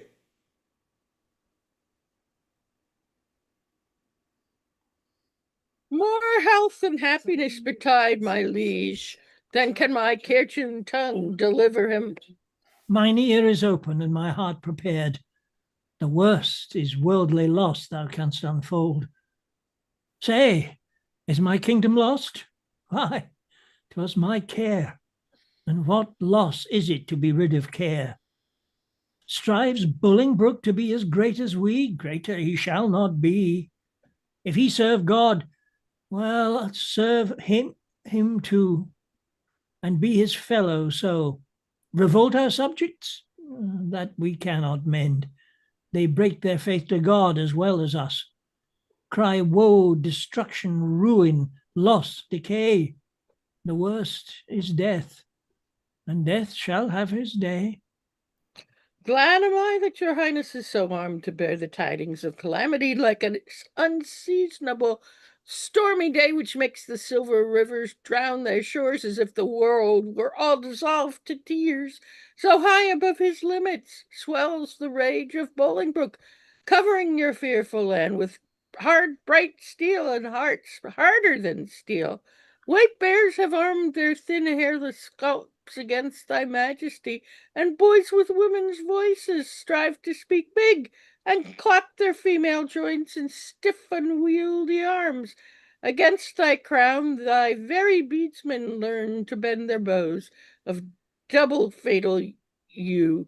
Against thy state, yea, distaff women manage rustic bells. Against thy seat both young and old rebel, and all goes worse than I have power to tell. Too well thou tell'st a tale so ill. Where is the Earl of Wiltshire? Where is Bagot? What is become of Bushy? Where is Green? That they have let the dangerous enemy measure our confines with such powerful steps. If we prevail, their heads shall pay for it. I warrant they have made peace with Bolingbroke. Peace have they made with him indeed, my lord. Oh, villains, vipers, damned without redemption, dogs easily wound to fawn on any man, snakes in my heart blood warmed that sting my heart. 3 Judases, each one thrice worse than Judas, Would they make peace? Terrible hell make war upon their spotted souls for this offence. Sweet love, I see, changing his property, turns to the sourest and most deadly hate. Again uncurse their souls, their peace is made with heads and not with hands. Those whom you curse have felt the worst of death's destroying hand, and lie full low, graved in the hollow ground.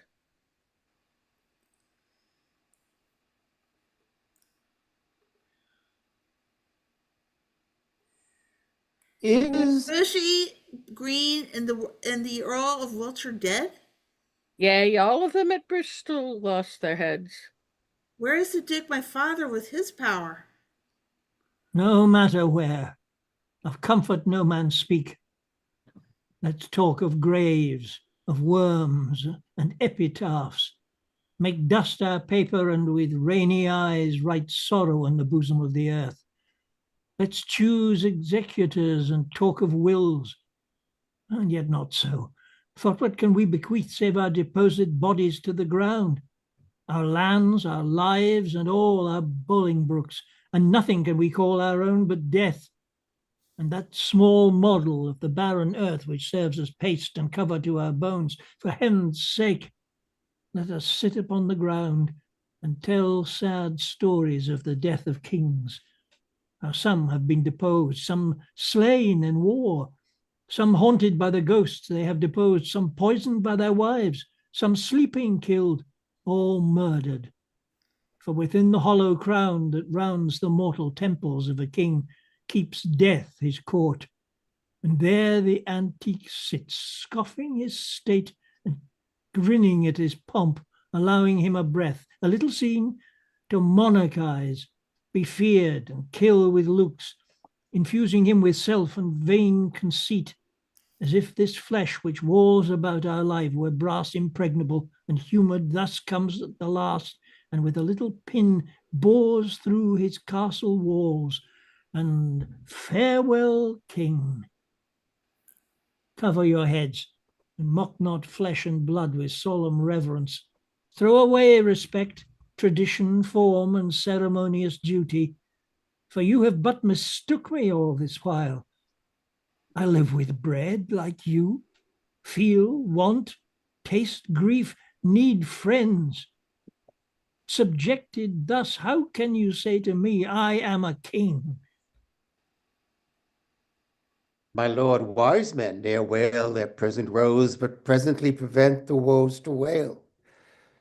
To fear the woe, since fear oppresseth, strength gives in your weakness strength unto your foe.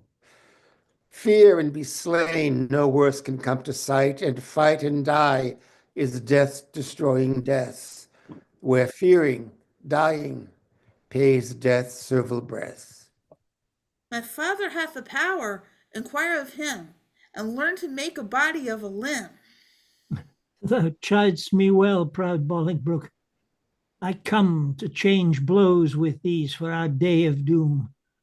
This ague fit of fear is overblown. An easy task it is to win our own. Say, Scroop, where lies our uncle with his power? Speak sweetly, man, although thy looks be sour. Men judge by the complexion of the sky, the state and inclination of the day. So may you by my dull and heavy eye.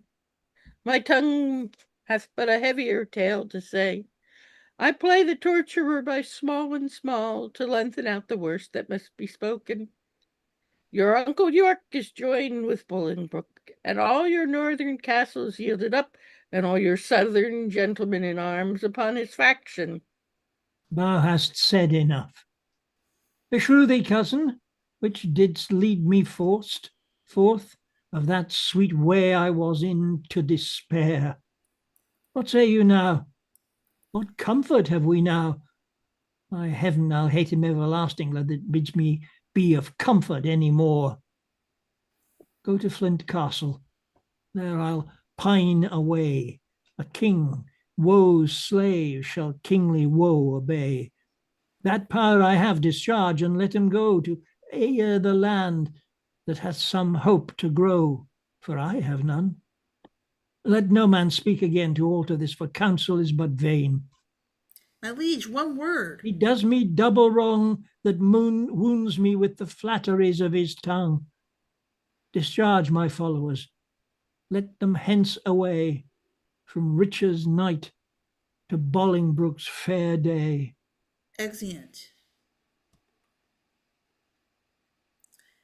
Scene of Tertia, enter with drum and colors, Bolingbroke, York, Northumberland attendants. So that by this intelligence we learn the Welshmen are dispersed, and Salisbury is gone to meet the king, who lately landed with some few private friends upon this coast. The news is very fair and good, my lord. Richard, not far from hence, hath hid his head. It would beseem the Lord Northumberland to say King Richard. Alack the heavy day when such a sacred king should hide his head. Your grace mistakes, only to be brief, left I his title out. The time hath been, would you have been so brief with him, he would have been so brief with you, to shorten you for taking so the head your whole's head's length. Mistake not, uncle, further than you should. Take not, good cousin, farther than you should, lest you mistake the heavens over your head. I know it, uncle, and oppose not myself against their will. But who comes here? Welcome, Harry. What, will not this castle yield? Enter Percy. The castle royally is manned, my lord, against thine entrance. Royally? Why, it contains no king. Yes, my good lord, it doth contain a king.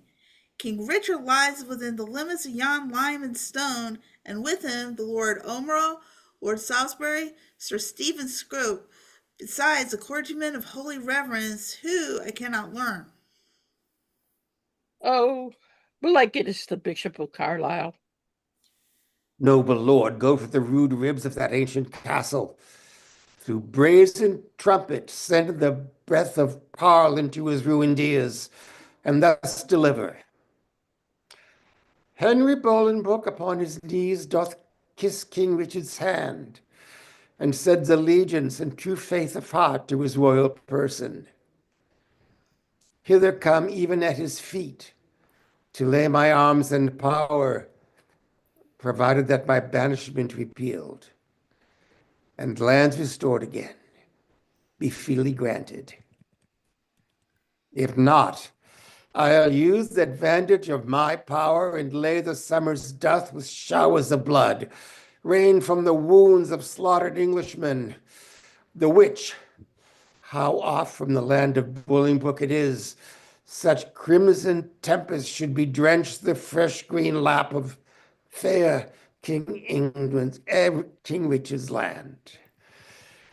My stupid duty tenderly shall show, go signify as much, while here we march upon the grassy carpet of this plain.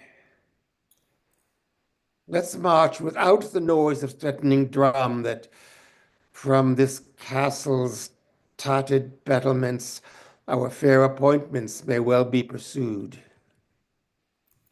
Methinks King Richard and myself should meet with no less terror than the elements of fire and water, when their thundering smoke at meeting tears the cloudy cheeks of heaven. Be he the fire, I'll be the yielding water. The rage be his, while on the earth I rain my waters on the earth, and not on him. March on, and mark King Richard how he looks. Parley without and answer within, then a flourish. Enter on the walls, Richard, Carlisle, Omro, Scroop, Salisbury. See, King Richard doth himself appear, as doth the blushing, discontented sun from out the fiery portal of the east, when he perceives the envious clouds are bent to dim his glory, and to stain the tract of his bright passage to the Occident. Yet looks he like a king. Besold his eye, as bright as the eagle's, lights forth controlling majesty. Alack, alack for woe, that any harm should stain so fair a ship. We are amazed, and thus long have we stood to watch the fearful bending of thy knee, because we thought ourselves thy lawful king. And if we be, how dare thy joints forget to pay their awful duty to our presence? If we be not, show us the hand of God that hath dismissed us from our stewardship. For well we know no hand of blood and bone can grip the sacred handle of our sceptre, unless he do profane, steal, or usurp. And though you think that all, as you have done, have torn their souls by turning them from us, and we are barren and bereft of friends, yet know, my master, God omnipotent is mustering in his clouds on our behalf armies of pestilence, and they shall strike your children yet unborn and unbegot, that lift your vassal hands against my head and threat the glory of my precious crown. Tell Bolingbroke, for yond methinks he is, that every stride he makes upon my land is dangerous treason. He has come to ope the purple testament of bleeding war, but ere the crown he looks for live in peace, 10,000 bloody crowns of mothers' sons shall ill become the flower of England's face. Change the complexion of a made pale peace to scarlet indignation, and bedew her pastor's grass with faithful English blood. The King of Heaven forbid our Lord the king should so with civil and uncivil arms be rushed upon. Thy thrice noble cousin Harry Bolingbroke doth humbly kiss thy hand, and by the honourable tomb he swears that stands upon your royal grandsire's bones, and by the royalties of both your bloods, turns that spring from one most gracious head, and by the buried hand of warlike Gaunt, and by the worth and honour of himself, comprising all that may be sworn or said, his coming hither hath no further scope than for his lineal royalties, and to beg enfranchisement immediate on his knees, which on thy royal party granted once, his glittering arms he will commend to rust, his barbed steeds to stables, and his heart to faithful service of your majesty. This swears he, as he is a prince, is just, and as I am a gentleman, I credit him. Northumberland, say thus: the king returns. His noble cousin is right welcome hither, and all the number of his fair demands shall be accomplished without contradiction. With all the gracious utterance thou hast, speak to his gentle hearing kind commends. We do debase ourselves, cousin, do we not, to look so poorly and to speak so fair? Shall we call back Northumberland and send defiance to the traitor, and so die? No, good my lord, let's fight with gentle words, till time lend friends, and friends their helpful swords. Oh God, that ere this tongue of mine that laid the sentence of dread banishment on yon proud man should take it off again with words of sooth. Oh, that I were as great as is my grief, or lesser than my name, or that I could forget what I have been, or not remember what I must be now. Swell'st thou, proud heart? I'll give thee scope to beat, since foes have scope to beat both thee and me. Northumberland comes back from Bolingbroke. What must the king do now? Must he submit? The king shall do it. Must he be deposed? The king shall be contented. Must he lose the name of king? Oh, God's name, let it go. I'll give my jewels for a set of beads, my gorgeous palace for a hermitage, my gay apparel for an almsman's gown, my figured goblets for a dish of wood, my sceptre for a palmer's walking staff, my subjects for a pair of carved saints, and my large kingdom for a little grave. A little grave, an obscure grave. Or I'll be buried in the king's highway, some way of common trade, where subjects' feet may hourly trample on their sovereign's head. For on my heart they tread now. Whilst I live, and buried once, why not upon my head? Earl, thou weep'st, my tender-hearted cousin. We'll make foul weather with despised tears. Our sighs and they shall lodge the summer corn and make a dearth in this revolting land.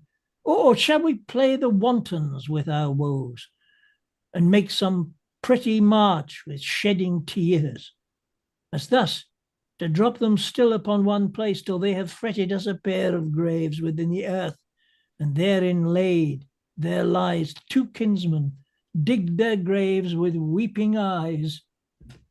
Would not this ill do well? Well, I see I talk but idly, and you mock at me. Most mighty prince, my lord Northumberland, what says King Bolingbroke? Will his majesty give Richard leave to live till Richard die? You make a leg, and Bolingbroke says I. My lord, in the base court he doth attend to speak with you. May it please you to come down. Down, down I come, like glistering phaeton, wanting the manage of unruly jades. In the base court? Base court, where kings grow base to come at traitors' cause and do them grace. In the base court come down, down court, down king, for night owls shrike when molting larks do sing. What says his majesty? Sorrow and grief of heart makes him speak fondly, like a frantic man, yet he is come. Stand all apart, and show fair duty to his majesty. My gracious lord. Fair cousin, you debase your princely knee to make the base earth proud with kissing it. Me rather had my heart might feel your love than my unpleased eye see your courtesy. Up, cousin, up. Your heart is up, I know. Thus high at least, though your knee be low. My gracious lord, I come but for mine own. Your own is yours, and I am yours and all. So far be mine, my most redoubted lord, as my true service shall deserve your love. Well, you deserved what they well deserve to have that know the strongest and surest way to get. Uncle, give me your hand. Nay, dry your eyes. Tears show their love, but want their remedies. Cousin, I am too young to be your father, though you are old enough to be my heir. What you will have, I'll give, and willing too, for do we must what force will have us do. Set on towards London. Cousin, is it so? Yea, my good lord. Then I must not say no. Flourish. Exeunt. Scena quarta, enter the queen and two ladies.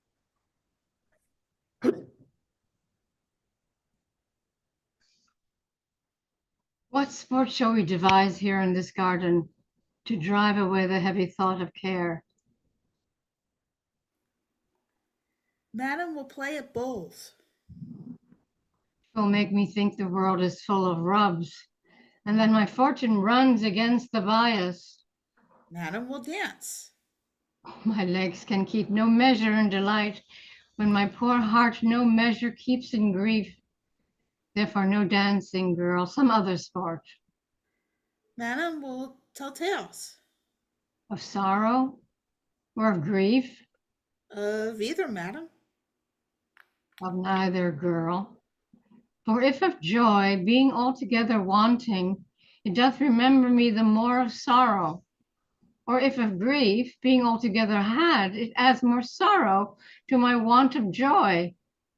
For what I have, I need not to repeat, and what I want, it boots not to complain.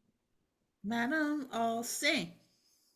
'Tis well that thou hast cause, but thou shouldst please me better, wouldst thou weep. I could weep, madam, would it do you good? And I could sing, would weeping do me good, and never borrow any tear of thee. Enter a gardener and two servants. But stay, here comes the gardeners. Let's step into the shadow of these trees. My wretchedness unto a row of pines. They'll talk of state, for everyone doth so against a change. Woe is forerun with woe. Oh, bind thou up young dangling apricocks, which like unruly children make their sire stoop with oppression of their prodigal weight. Give some supportance to the bending twigs. Go thou, and like an executioner, cut off the heads of too fast-growing sprays that look too lofty in our commonwealth. All must be even in our government. You thus employed, I will go root away the noisome weeds that without profit suck the soil's fertility, wholesome flowers. Why should we, in the compass of a pale, keep law and form in due proportion, showing as in a model our firm estate, when our sea-wall garden, the whole land, is full of weeds, her fairest flowers choked up, her fruit trees all unpruned, her hedges ruined, her knots disordered, and her wholesome herbs be swarming with caterpillars? Oh, thy peace. He that has suffered this disordered spring hath now himself met with the fall of leaf. The weeds that his broad spreading leaves did shelter, that seemed in eating him up to hold him up, are pulled up, root and all, by Bolingbroke. I mean the Earl of Wiltshire, bushy, green. What, are they dead? They are, and Bolingbroke has seized the wasteful king. Oh, what a pity is it that he had not so trimmed and dressed his land as we this garden at time of year, and wound the bark, the skin of our fruit trees, lest being overproud with sap and blood, with too much riches, it confound itself. Had he done so to great and growing men, they might have lived to bear, and he to taste their fruits of duty. Superfluous branches we lop away, that bearing boughs may live.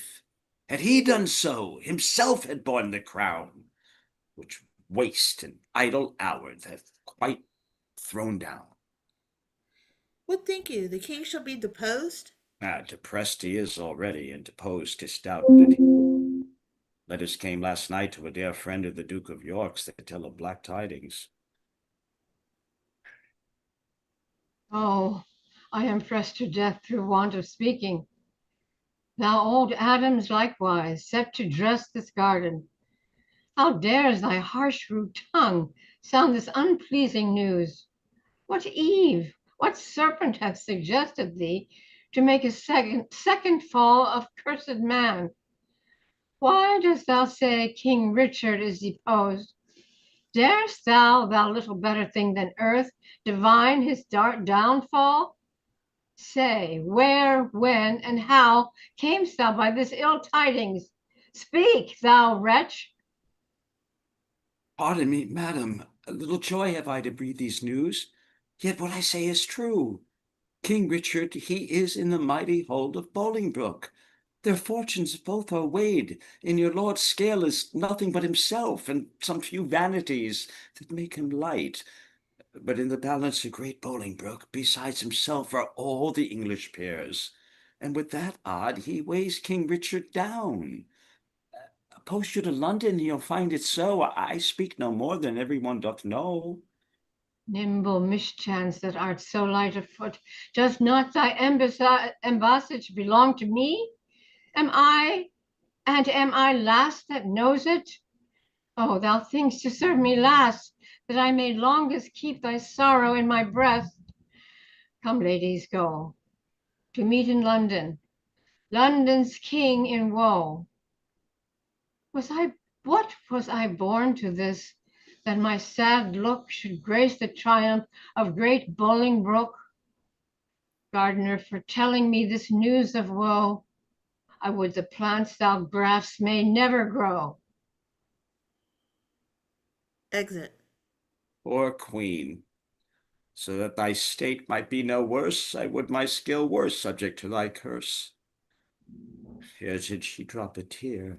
Here in this place I'll set a bank of rue, sour herb of grace. Rue, even for Ruth, here surely shall be seen. in the remembrance of a weeping queen. Exit. Actus quartus, scena prima. Enter, enter as to the Parliament.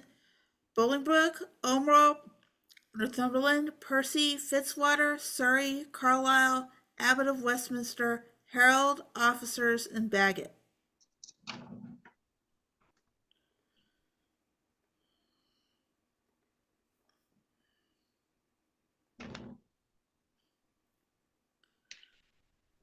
Steve, you're muted.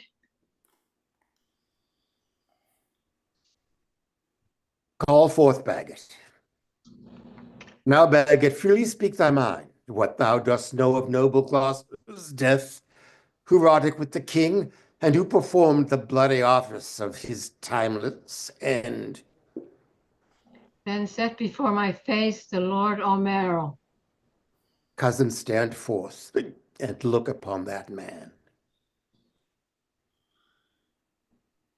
My Lord O'Merrill, I know your daring tongue scorns to unsay what it hath once delivered. In that dead time when Gloucester's death was plotted, I heard you say, "Is not my arm of length that reacheth from the restful English court as far as Calais to my uncle's head?" Amongst much other talk that very time, I heard you say that you had rather refuse the offer of 100,000 crowns than Bolingbroke's return to England, adding withal how blessed this land would be in your cousin's death. Princes and noble lords, what answer shall I make to this base man? Shall I so much dishonor my fair stars on equal terms to give him chastisement? Either I must, or have mine honor soiled with the attainder of his slanderous lips. There is my gage, the manual seal of death that marks thee out for hell. Thou liest, and will maintain what thou hast said is false, in thy heart blood, though being all too base to stain the temper of my knightly sword. Bagot, forbear. Thou shalt not take it up. Excepting one, I would he were the best in all this presence that hath moved me so.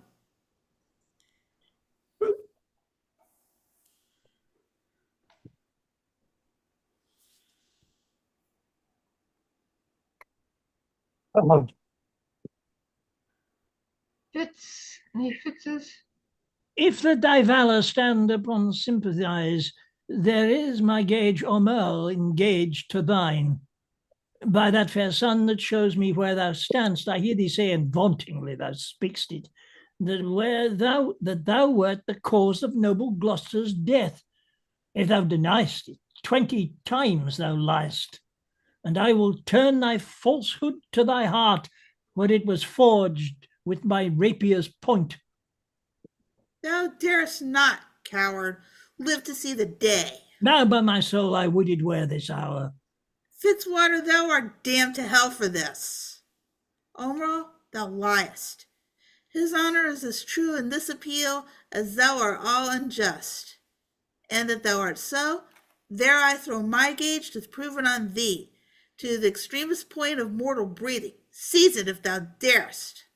And if I do not, may my hands rot off, and never brandish more revengeful steel over the glittering helmet of my foe.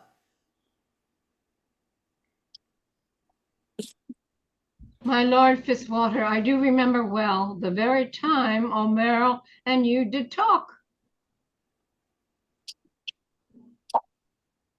My lord, 'tis very true. You were in presence then, and you can witness with me that this is true. As false, by heaven, as heaven itself is true. Surrey, thou liest. Dishonourable boy, that lie shall lie so heavy on my sword that it shall render vengeance and revenge till thou the lie giver, and that lie doth lie as in earth as quiet as thy father's skull. In proof whereof, there is mine honour's pawn, engage it to the trial if thou darest.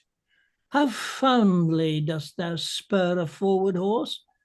If I dare eat or drink or breathe or live, I dare meet Surrey in a wilderness and spit upon him whilst I say he lies and lies and lies. There is my bond of faith, to tie thee to my strong correction as I intend to thrive in this new world. A Merle is guilty of my true appeal. Besides, I heard the banished Norfolk say that thou, O Merle, did send 2 of thy men to execute the noble Duke at Calais. Honest Christian, trust me with a gauge. That Norfolk lies. Here do I throw down this, if he may be repealed to try his honor. These differences shall all rest under gauge till Norfolk be repealed he shall be. And though mine enemy restored again to all his lands and sovereigns when he's returned against our will, we will enforce his trial. That honourable day shall now be seen. Because Is that somebody else's? Nobody else doing Carlisle.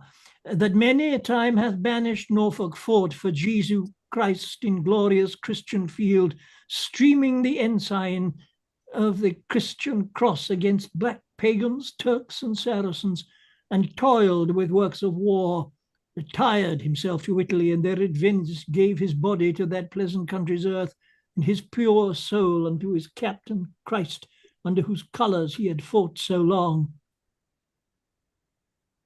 Why, Bishop, is Norfolk dead? As sure as I live, my lord. How sweet peace conduct his sweet soul to the bosom of good old Abraham. Lords appealants, your differences shall all rest under gauge till we assign you to your days of trial. Enter York. Michael?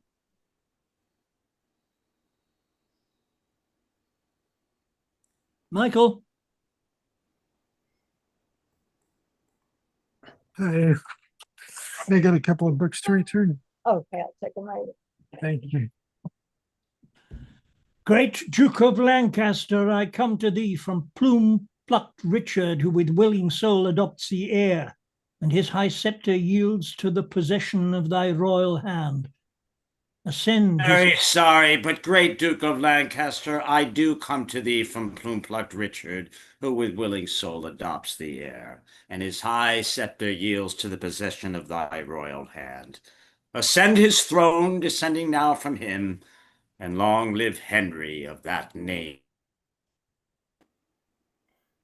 In God's name, I'll ascend the regal throne. Mary, heaven forbid! Worst in this royal presence may I speak, yet best beseeming me to speak the truth. Would God that any in this royal presence were enough noble to be upright judge of noble Richard, then true nobleness would learn him forbearance from so foul a wrong. What subject can give sentence on his king?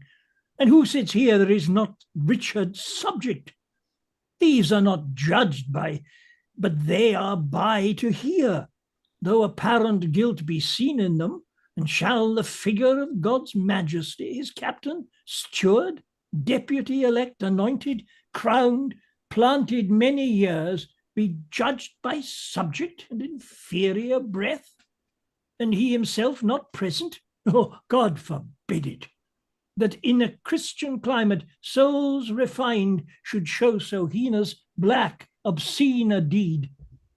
I speak to subjects, and a subject speaks, stirred up by heaven thus boldly for his king. My lord of Hereford here, whom you call king, is a foul traitor to proud Hereford's king. And if you crown him, let me prophesy, the blood of English shall manure the ground, and future ages groan for his foul act. Peace shall go sleep with Turks and infidels, and in his seat of peace tumultuous wars shall kin with kin, and kind with kind confound. Disorder, horror, fear, and mutiny shall here inhabit, and this land be called the field of Golgotha, and dead men's skulls. Oh, If you rear this house against this house, it will the woeful division prove that ever fell upon this cursed earth. Prevent it, resist it, and let it not be so, lest child's children cry against you woe. Well, have you argued, sir? And for your pains of capital treason, we arrest you here. My Lord of Westminster, be it your charge to keep him safely till his day of trial. May it please you, lords, to grant the common suit. Fetch hither Richard, that in common view he may surrender. So we shall proceed without suspicion. I will see his conduct. Exit. Lords, you that here are under our arrest, procure your sureties for your days of answer. Little are we beholding to your love, and little looked for it to your helping hands. Enter Richard and York. Alack, why am I sent for to a king before I have shook off the regal thoughts wherein I reigned? I hardly yet have learned to insinuate, flatter, bow, and bend my knee. Give sorrow leave a while to tutor me to this submission. Yet I will remember the favors of these men, were they not mine? Did they not sometime cry, all hail to me? So Judas did to Christ. But we in 12 found truth in all but one. I in 12,000 none. God save the king. Will no man say, Amen? Am I both priest and clerk? Well then, Amen. God save the king, although I be not he. And yet amen, if heaven doth think him me. To do what service am I sent for hither? To do that office of thine own good will, which tired majesty did make thee offer. The resignation of thy state and crown to Henry Bolingbroke. Give me the crown. Here, cousin, seest thou the crown? Here, cousin, on this side my hand, on that side thine. Now is this golden crown like a deep well that owes two buckets, filling one another, the emptier ever dancing in the air, the other down unseen and full of water. That bucket down and full of tears am I, drinking my griefs, whilst you mount up on high. I thought you had been willing to resign. My crown I am, but still my griefs are mine. You may my glories and my state depose, but not my griefs. Still am I king of those. Part of your cares you give me with your crown. Your cares set up, do not pluck my cares down. My care is loss of care, by old care done. Your care is gain of care, by new care won. The cares I give, I have, though given away. They tend the crown, yet still with me they stay. Are you contented to resign the crown? Aye, no, aye, for I must nothing be. Therefore, no, for I resign to thee. Now mark me how I will undo myself. I give this heavy weight from off my head and this unwieldy scepter from my hand, the pride of kingly sway from out my heart. With mine own tears I wash away my balm. With mine own hands I give away my crown. With mine own tongue deny my sacred state. With mine own breath release all duteous oaths. All pomp and majesty I do forswear. My manners, rents, revenues I forego. My acts, decrees, and statutes I deny.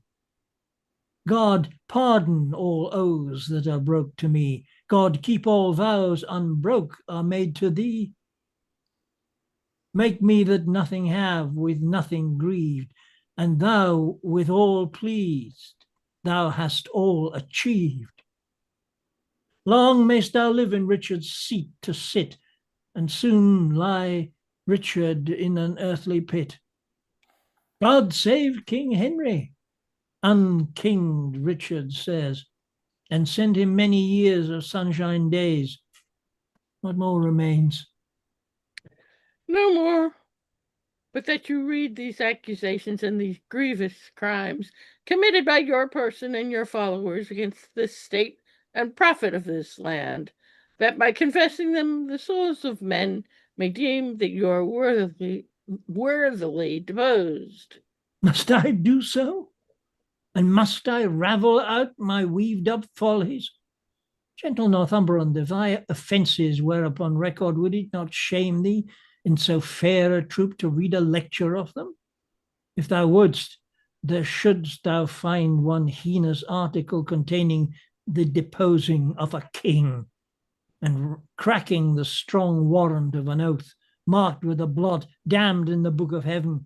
Nay, all of you that stand and look upon me, whilst that my wretchedness doth bate myself, though some of you with Pilate wash your hands, showing an outward pity, yet you pilots have here delivered me to my sour cross, and water cannot wash away your sin. My lord, dispatch, ready o'er these articles. Mine eyes are full of tears, I cannot see. And yet salt water blinds them not so much, but they can see a sort of traitors here. Nay, if I turn mine eyes upon myself, I find myself a traitor with the rest, for I have given here my soul's consent to undeck the pompous body of a king. Proud may glory base, a sovereignty, a slave, proud majesty, a subject, state, a peasant. My lord. No lord of thine, thou haut insulting man, nor no man's lord. I have no name, no title. No, not that name was given me at the font, but 'tis usurped. Alack, the heavy day that I have worn so many winters out, and know not now what name to call myself. Oh, that I were a mockery, king of snow, standing before the son of Bolingbroke to melt myself away in water drops. Good king, great king, and yet not greatly good. And if my word be sterling yet in England, let it command a mirror hither straight, that it may show me what a face I have, since it is bankrupt of his majesty.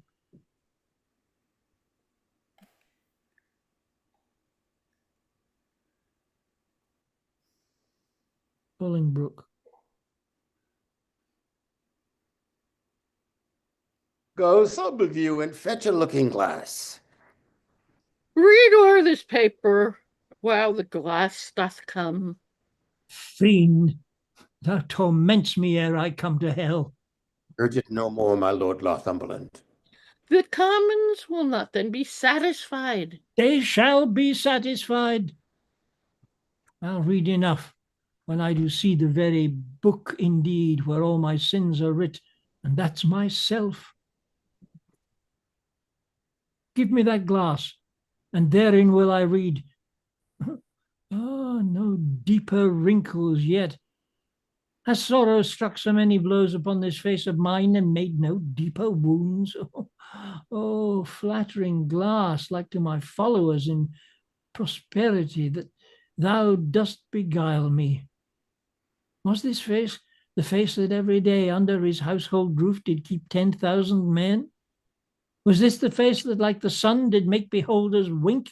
Is this the face which faced so many follies, that was at last outfaced by Bolingbroke? A brittle glory shineth in this face, as brittle as the glory is the face, for there it is, cracked in 100 shivers.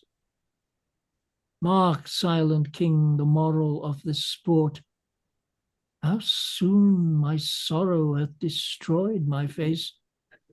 The shadow of your sorrow hath destroyed the shadow of your face. Oh, say that again. The shadow of my sorrow. Let's see. Oh, 'tis very true. My grief lies all within, and these external manner of laments are merely shadows to the unseen grief that swells with silence in the tortured soul. There lies the substance. And I thank thee, King, for thy great bounty, that not only givest me cause to wail, but teachest me the way, how to lament the cause. I'll beg one boon and then be gone and trouble you no more. Shall I obtain it? Name it, fair cousin. Fair cousin? I am greater than a king, for when I was a king, my flatterers were then but subjects. Being now a subject, I have a king here to my flatterer. Being so great, I have no need to beg. Yet ask. And shall I have? Shall. Then give me leave to go. Whither? Whither you will, so I were from your sights. Go, some of you. Convey him to the tower. Oh, good. Convey. Conveyors are you all that rise not thus nimbly by a true king's fall. On Wednesday next, we solemnly set down our coronation. Lords, prepare yourselves. Exeunt.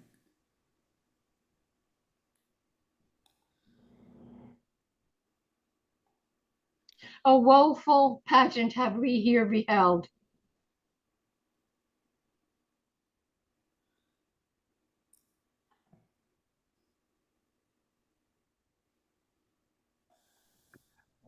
The woes to come, the children yet unborn shall feel this day as sharp to them as a thorn. You holy clergymen, is there no plot to rid the realm of this pernicious blot?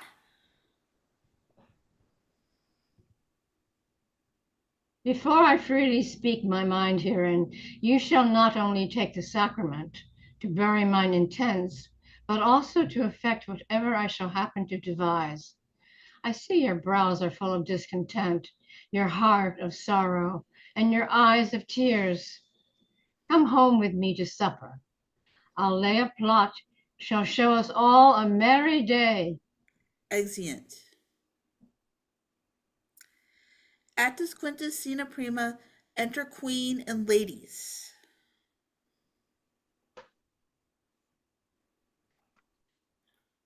This way the king will come. This is the way to Julius Caesar's ill-erected tower, to whose flint bosom my condemned lord is doomed a prisoner by proud Bolingbroke. Here let us rest, if this rebellious earth have any resting for her true king's queen. But soft, Enter Richard and guard. soft, but see, or rather do not see, my fair rose wither. Yet look up and behold, that you in pity may dissolve to dew, and wash him fresh again with true love tears. Ah, thou, the model where old Troy did stand, thou map of honor, thou King Richard's tomb, and not King Richard, thou most beauteous inn, why should hard-favored grief be lodged in thee, when triumph is become an alehouse guest?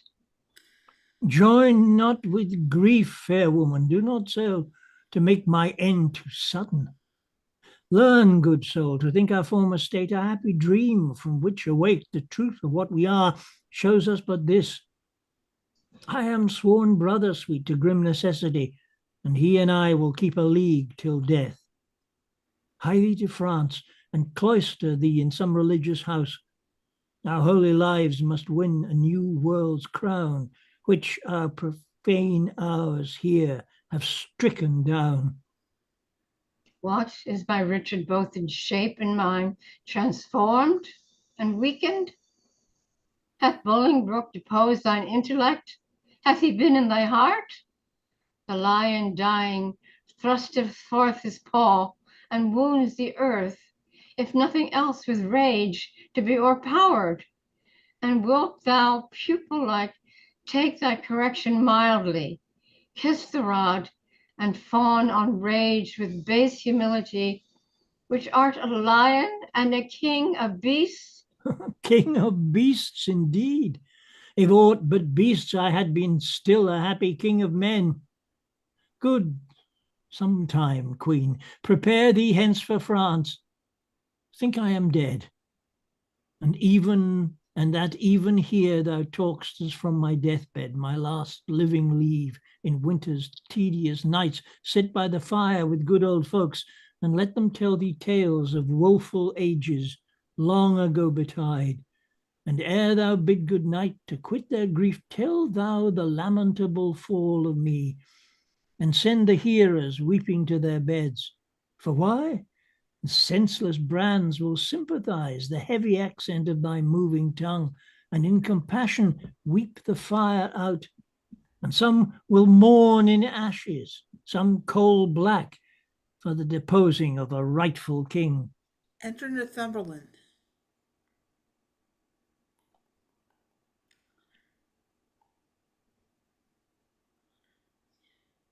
My lord, the mind of Bolingbroke is changed. You must to Pomfret, not into the tower. And madam, there is order ta'en for you. With all swift speed, you must away to France.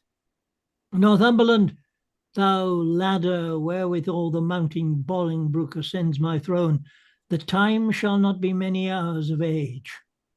More than it is, ere foul sin, gathering head, shall break into corruption. Thou shalt think, though he divide the realm and give thee half, it is too little, helping him to all. He shall think that thou, which know'st the way to plant unrightful kings, wilt know again, being ne'er so urged, another way to pluck him headlong from the usurped throne. The love of wicked friends converts to fear, that fear to hate, and hate turns one or both to worthy danger and deserved death. My guilt be on my head, and there an end. Take leave and part, for you must part forthwith. Doubly divorced, bad men, ye violate a twofold marriage twixt my crown and me, and then betwixt me and my married wife. Let me unkiss the oath twixt thee and me, and yet not so, for with a kiss 'twas made part us, Northumberland.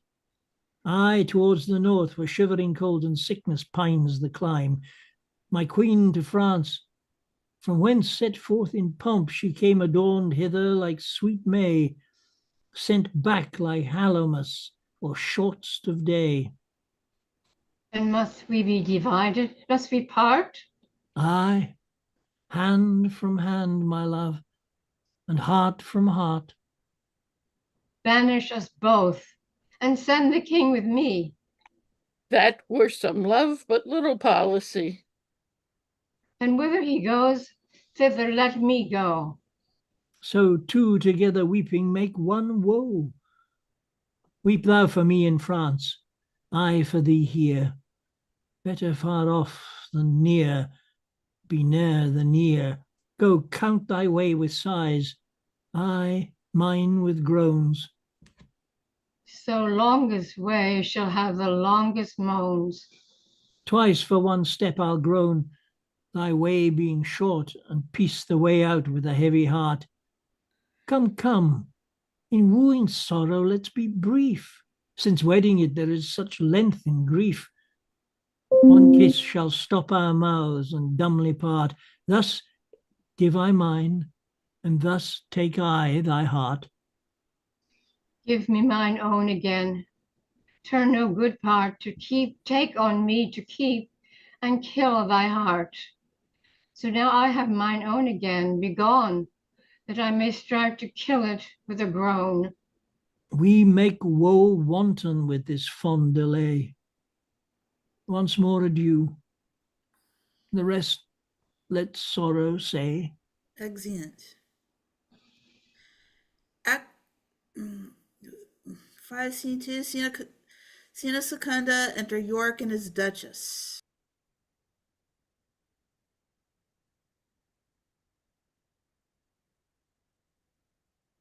My lord, you told me you would tell the rest when weeping made you break the story off of our two cousins coming into London. Where did I leave? At that sad stop, my lord, where rude misgoverned hands from windows' tops threw dust and rubbish on King Richard's head.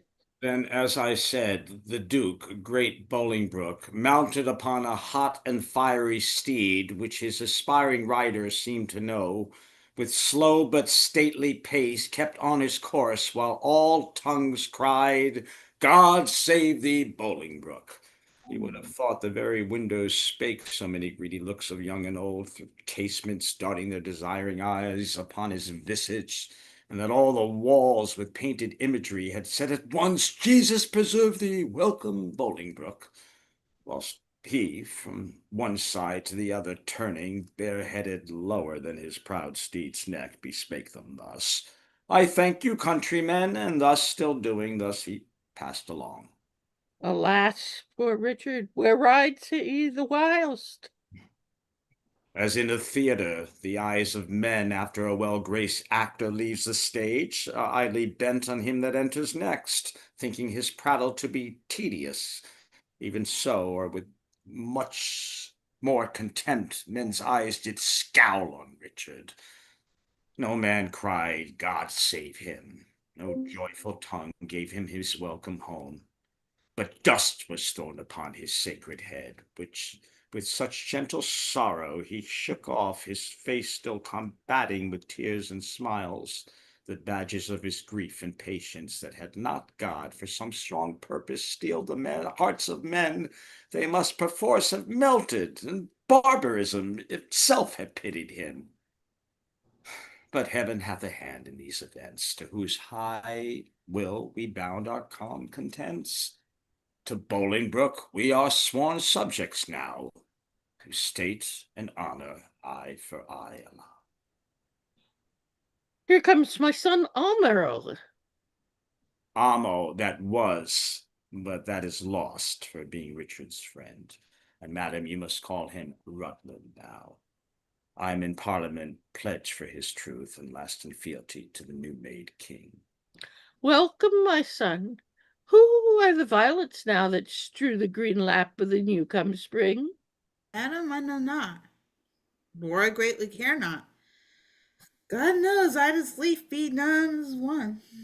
Well, bear you well in this new spring of time, lest you be cropped before you come to prime. What news from Oxford? Oh, those justs and triumphs.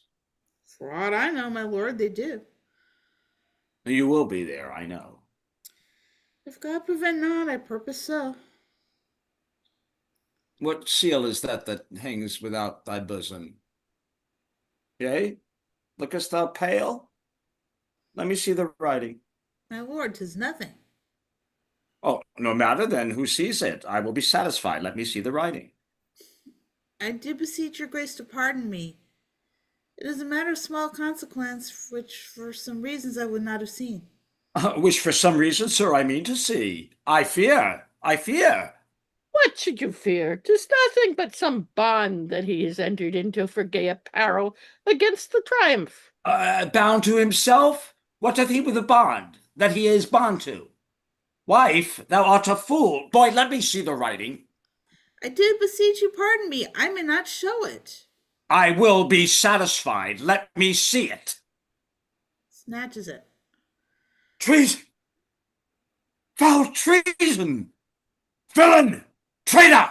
Slave! What's the matter, my lord? Oh, who's within there? Saddle my horse. Heaven for his mercy, what treachery is here? Why, what is't, my lord? Give me my boots, I say. Saddle my horse. Now by my honor, my loth, my life, my troth, I will approach the villain. What is the matter? Peace, foolish woman. I will not peace. What is the matter, son? Good mother, be content. It is no more than my poor life must answer. Thy life answer? Bring me my boots. I will answer the king. Strike him all, Merrill. Poor boy, thou art amazed. Hence, villain, never come more in my sight. Give me my boots, I say. Why, York, what wilt thou do? Wilt thou not hide the trespass of thine own? Have we more sons, or are we like to have? Is not my teeming date drunk up with time? And wilt thou pluck my fair son from mine age, and rob me of a happy mother's name? Is he not like to thee? Is he not thine own?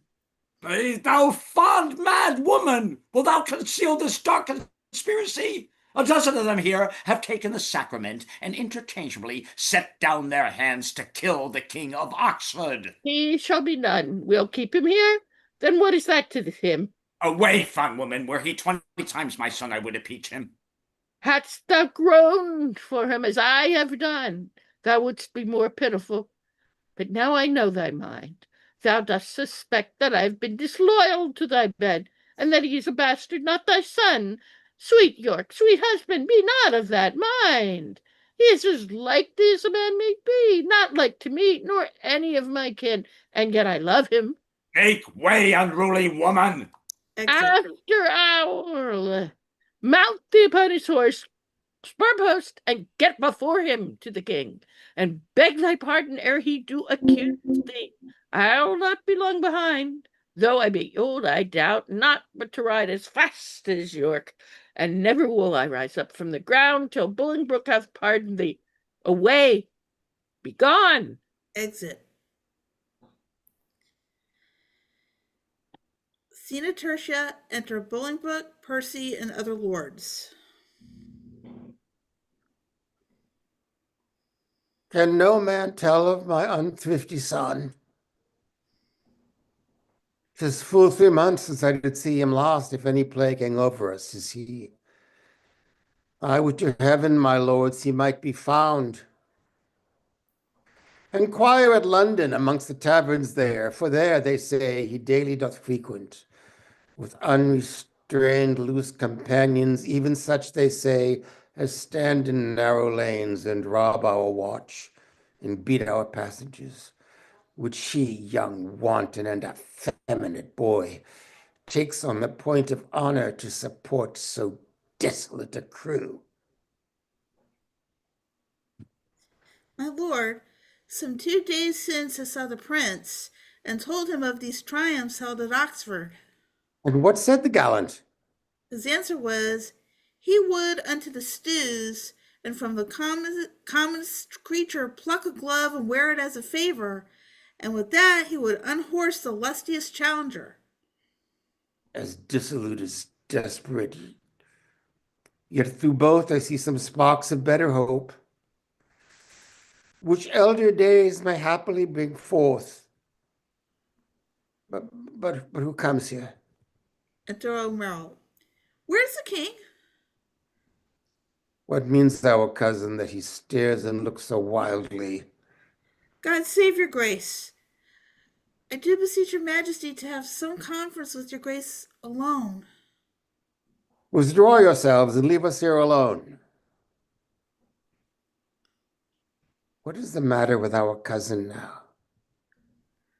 Forever may my knees grow to the earth, my tongue cleave to the roof within my mouth, unless a pardon ere I rise or speak. Intended or committed was this fault?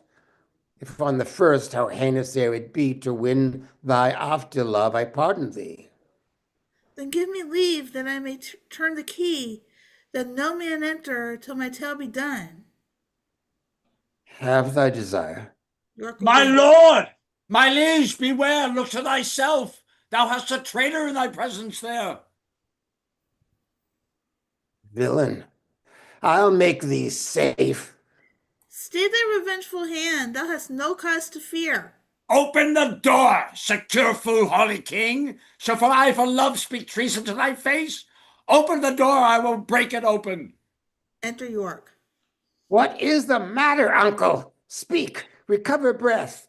Tell us how near is danger, that we may arm us to encounter it. Peruse this writing here, and thou shalt know the reason that my haste forbids me to show. Remember as thou readst, thy promise past. I do repent me. Read not my name there. My heart is not confederate with my hand. It was, villain, ere thy hand did set it down. I tore it from the traitor's bosom, king. fear and not love begets his penitence. Forget to pity him, lest thy pity prove a serpent that will sting thee to thy heart. Oh, heinous, strong, and bold conspiracy. O loyal father of a treacherous son, thou sheer, immaculate, and silver fountain, from whence this stream through muddy passages hath had his current and defiled himself. Thy overflow of good converts to bad, and thy abundant goodness shall excuse this deadly blot in thy transgressing son. So shall my virtue be his vice's bawd, and he shall spend mine honor with his shame as thriftless sons their scraping father's gold. Mine honor lives when his dishonor dies, for my shamed life in his dishonor lies. Thou killest me in his life, giving him breath. The traitor lives, the true man's put to death. Duchess within.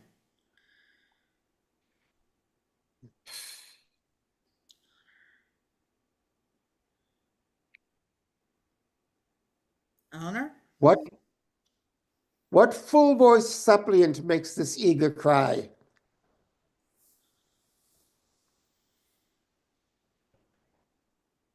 Eleanor?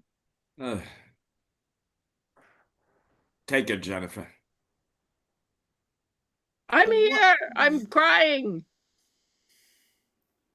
What ho, my liege? For heaven's sake, let me in. Shrill-voiced suppliant makes this eager cry. A woman and thine aunt, great king. 'Tis I. Speak with me, pity me, open the door. A beggar begs that never begged before. I was seen as altered from a serious thing, and now changed to the beggar and the king.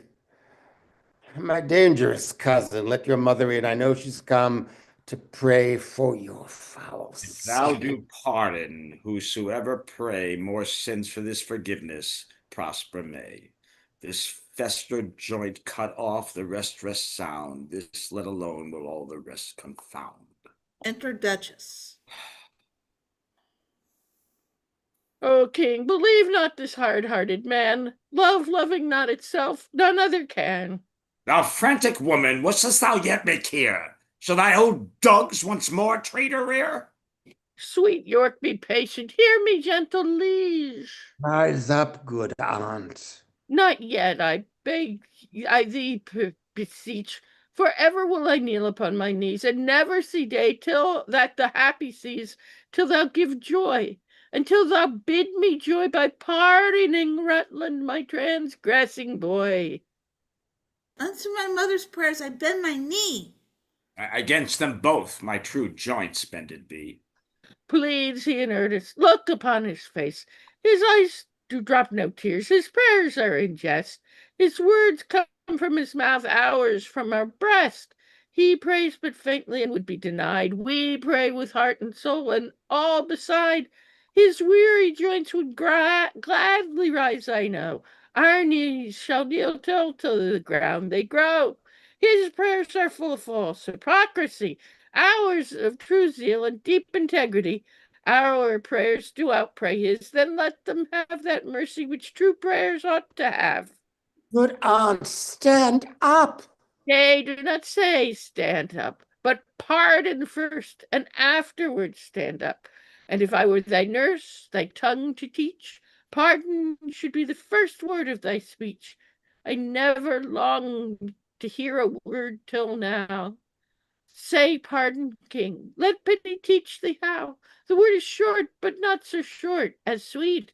No word like pardon for king's mouth so meet. Speak it in French, king. Say pardon-moi. Dost thou teach pardon, pardon to destroy? Ah, my sour husband, my hard-hearted lord, that sets the word itself against the word. Speak pardon, as 'tis current in our land. The chopping French we do not understand. Thine eye begins to speak, set thy tongue there, or in thy piteous heart plant thou thine ear, that hearing how our plaints and prayers do pierce, pity may move thee, pardon to ears. Good aunt, stand up! I do not sue to stand. Pardon is all the suit I have in hand. I pardon him as heaven shall pardon me. Oh, happy vantage of a kneeling knee.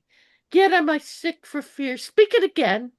Twice saying pardon doth not pardon twain, but makes one pardon strong. I pardon him with all my heart. A God on earth thou art. But for our trusty brother-in-law, the abbot, with all the rest of that consorted crew, destruction straight shall dog them at the heels.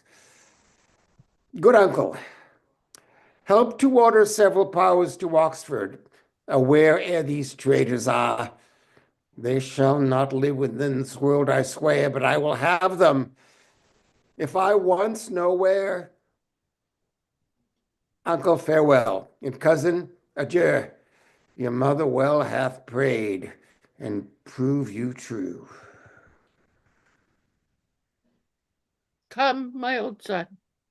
I pray heaven make thee new. Exeunt.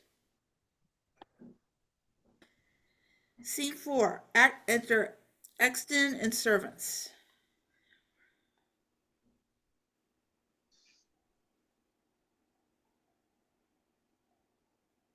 Didst thou not mark the king what words he spake?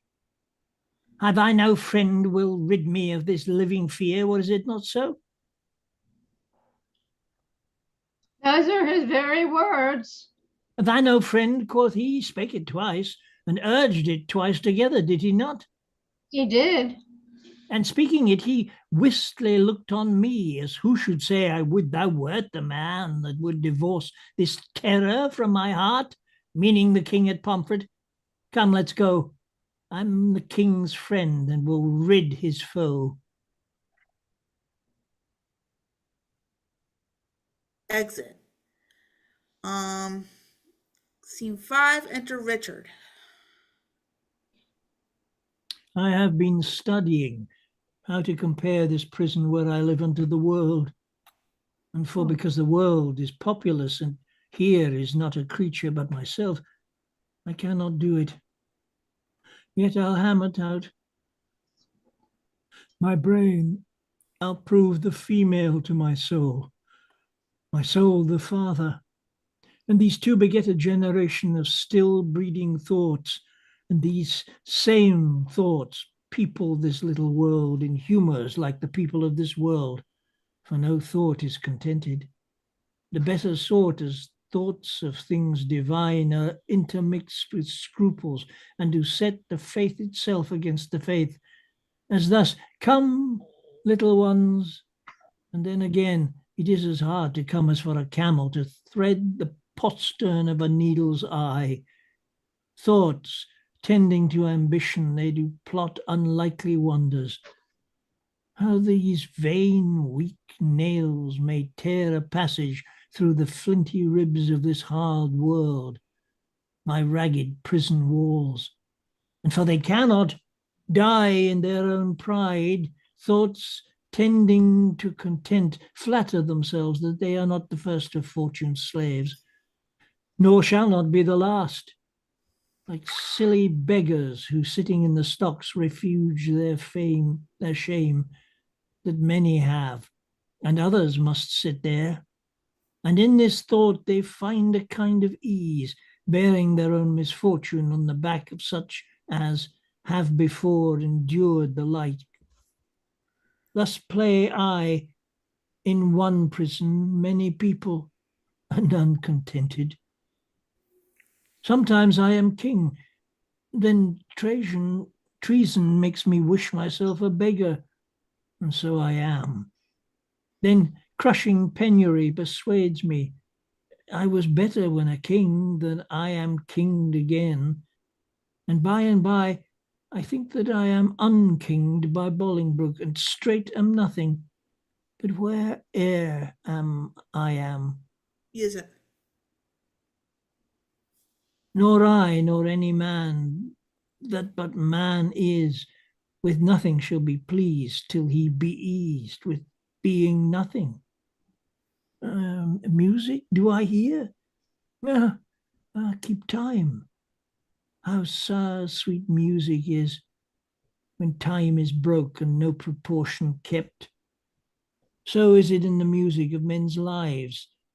And here have I the daintiness of ear to hear time broke in a disordered string. But for the concord of my state and time, had not an ear to hear my tune time broke. I wasted time, and now doth time waste me. For now hath time made me his numbering clock. My thoughts are minutes, and with sighs they jar their watches on unto mine eyes. The outward watch, whereto my finger like a dial's point is pointing still in cleansing them from tears. Now, sir, the sound that tells what hour it is are clamorous groans that strike upon my heart, which is the bell. No sighs and tears and groans show minutes, hours, and times. But my time runs posting on in Bolingbroke's proud joy, while I stand fooling here, is jack of the clock. Oh, this music mads me. Let it sound no more, for though it have hob madmen to their wits, in me it seems it will make wise men mad. Yet blessing on his heart that gives it me, for 'tis a sign of love, and love to Richard. It is a strange brooch in this all-hating world. Enter groom. Hail, royal prince. Thanks, noble peer. The cheapest of us is 10 groats too dear. What art thou, and how comest thou hither where no man ever comes, but that sad dog that brings me food to make misfortune live? I was a poor groom of thy stable, king, when thou wert king, who, travelling towards York with much ado, at length have gotten leave to look upon my, sometimes royal, master's face. Oh, how it yearned my heart when I beheld in London streets that coronation day, when Bolingbroke rode on Rome Barbary, that horse that thou so often hadst bestrid, that horse that I so carefully have dressed. Rode he on Barbary? Oh, tell me, gentle friend, how went he under him? So proudly as if he had disdained the ground. So proud that Bolingbroke was on his back? That jade hath eat bread from my royal hand. This hand hath made him proud with clapping him. Would he not stumble? Would he not fall down, since pride must have a fall, and break the neck of that proud man that did usurp his back? Forgiveness, horse. Why do I rail on thee? Since thou created to be awed by man, was born to bear. I was not made a horse, and yet I bear a burden like an ass, spur galled and tired by jouncing Bolingbroke. Enter keeper with the dish. Fellow, give place. Here is no longer stay. If thou love me, 'tis time thou wert away. What my tongue dares not, that my heart shall say. My lord, would please you to fall to. Taste of it first, as thou art wont to do. My lord, I dare not. Sir Percy of Exton, who lately came from the king, commands the contrary. The devil take Henry of Lancaster and thee. Patience is stale, and I am weary of it. Help, help, help! Enter Exton and servants. How now? What means death in this rude assault? Villain, thine own hand yields thy death's instrument. Go thou and fill another room in hell. Exton strikes him down. That hand shall burn in never quenching fire that staggers thus my person. Exton, thy fierce hand hath with the king's blood stained the king's own land. Mount, mount, my soul. Thy seat is up on high, whilst my gross flesh sinks downward, here to die.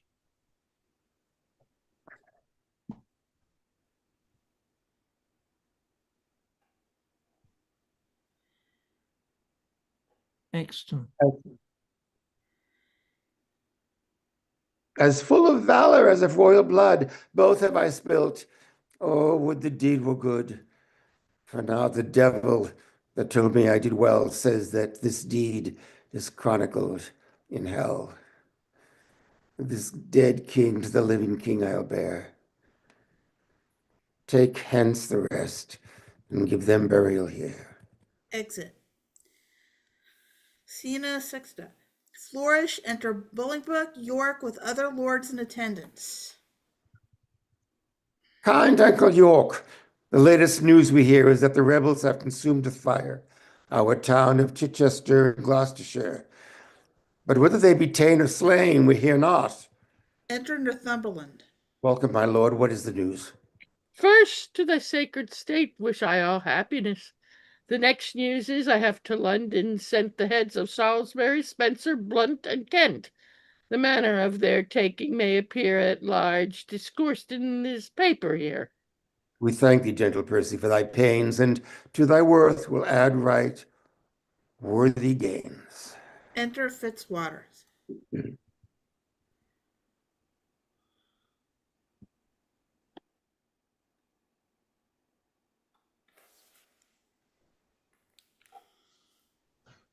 My lord, I have from Oxford sent to London the heads of Brocas and Sir Bennet Seeley, two of the dangerous consorted traitors that sought at Oxford thy dire overthrow.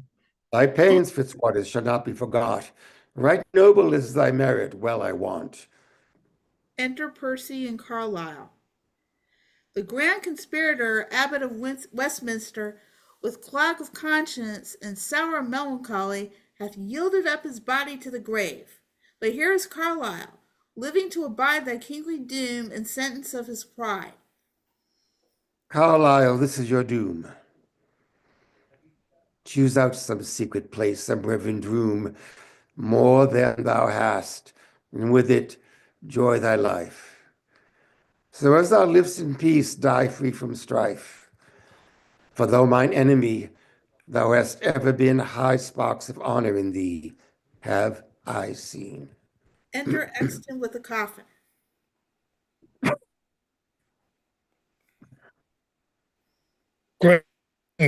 Within this coffin I present thy buried fear. Herein all breathless lies the mightiest of thy great enemies, Richard of Bordeaux, by me hither brought. Exton, I thank thee not, for thou hast wrought a deed of slaughter with thy fatal hand upon my head and all this famous land. From your own mouth, my lord, did I this deed. They love not poison that do poison need, nor do I thee. Though I did wish him dead, I hate the murderer. Love him murdered. The guilt of conscience take thou for thy labor, but neither my good word nor princely favor. With Cain, go wander through the shade of night and never show thy head by day nor light. O lords, I protest. My head is full of woe. That blood should sprinkle me to make me grow. Come mourn with me, for that I do lament, and put on sullen black incontinent. I'll make a voyage to the Holy Land to wash this blood from my guilty hand. March sadly after, grace my mourning here, and weeping after this untimely bier. Exeunt. Fini. Yay! Yay, well done, everybody. Thank you, Angus, and I thank love you, the touch. everyone. Good I love job. that final touch with you, Paul, in the car, where we see your car wheel talking. It was a good effect. What were you doing with the cow's head? That was a mistake. I don't know. It's like when I'm delivering mail, I've got my phone with me, and somehow it's like there was this avatar. It had put up this avatar and things and turned on my camera, even though I didn't want it to. So I apologize for the distraction of the cow, of my cow face that appeared, and for when if it ever I unmuted didn't me. see the car motor. I see the cat. I see a car. Well, no, this was earlier. It was much Oh, earlier when I did that. So. Well, I apologize for the hiccups. I'm so embarrassed. As soon as it started, I got the hiccups. I've had 15 Tums, like 6 glasses of water, and I held my breath in every scene I wasn't in. I still have the hiccups. Well, Obviously, both Well, books. thank you. okay, psychosomatic. gotta go. Okay. Okay, thank you. Thank you, Kitty. Thank you, everybody. Next Any time. other There's sort of some observations? wherever you guys are, I don't know, but we just had some storm here. Yeah. And boy, oh boy, Yeah. my plants got a little messed up here on my windowsill. I fixed that. I dread to see what my garden's going to be like, but it was wild. What is it now? It really blew up during the garden scene. While I was doing the garden scene, it was like storming like mad outside. Bye. You still have the YouTube on. You should turn it off. Where are you guys? Yes, I should end. I will end that. I just wanted to say if there were any other thoughts about this. I mean, I love the scene with the with the York family Yes. York family drama. And I mean, where Bolingbroke's like, this is now the beggar and the king. You know, it's not anymore a serious thing because Mm. it A means. lot of it. But thank you. And Eleanor, I figured I had to give you Duchess of Gloucester because her name was actually Eleanor Bowen. So another Eleanor that you've played. Uh-huh. It's What's not the the most last subtle name thing. again? Bo what? Bohun, Bohun, I believe. That was her name because everybody's got their titles, but they also have their names as well. So, and this is our last one for a while because next week we have an in-person reading at the Bloomingdale Library of Otho the Great by John Keats, which Frank Farrell is playmastering. And then the week after that, we have Othello. And then the week after that, we have the first part of Henry IV. Othello's at 53rd Street, and the first part of Henry IV is at York.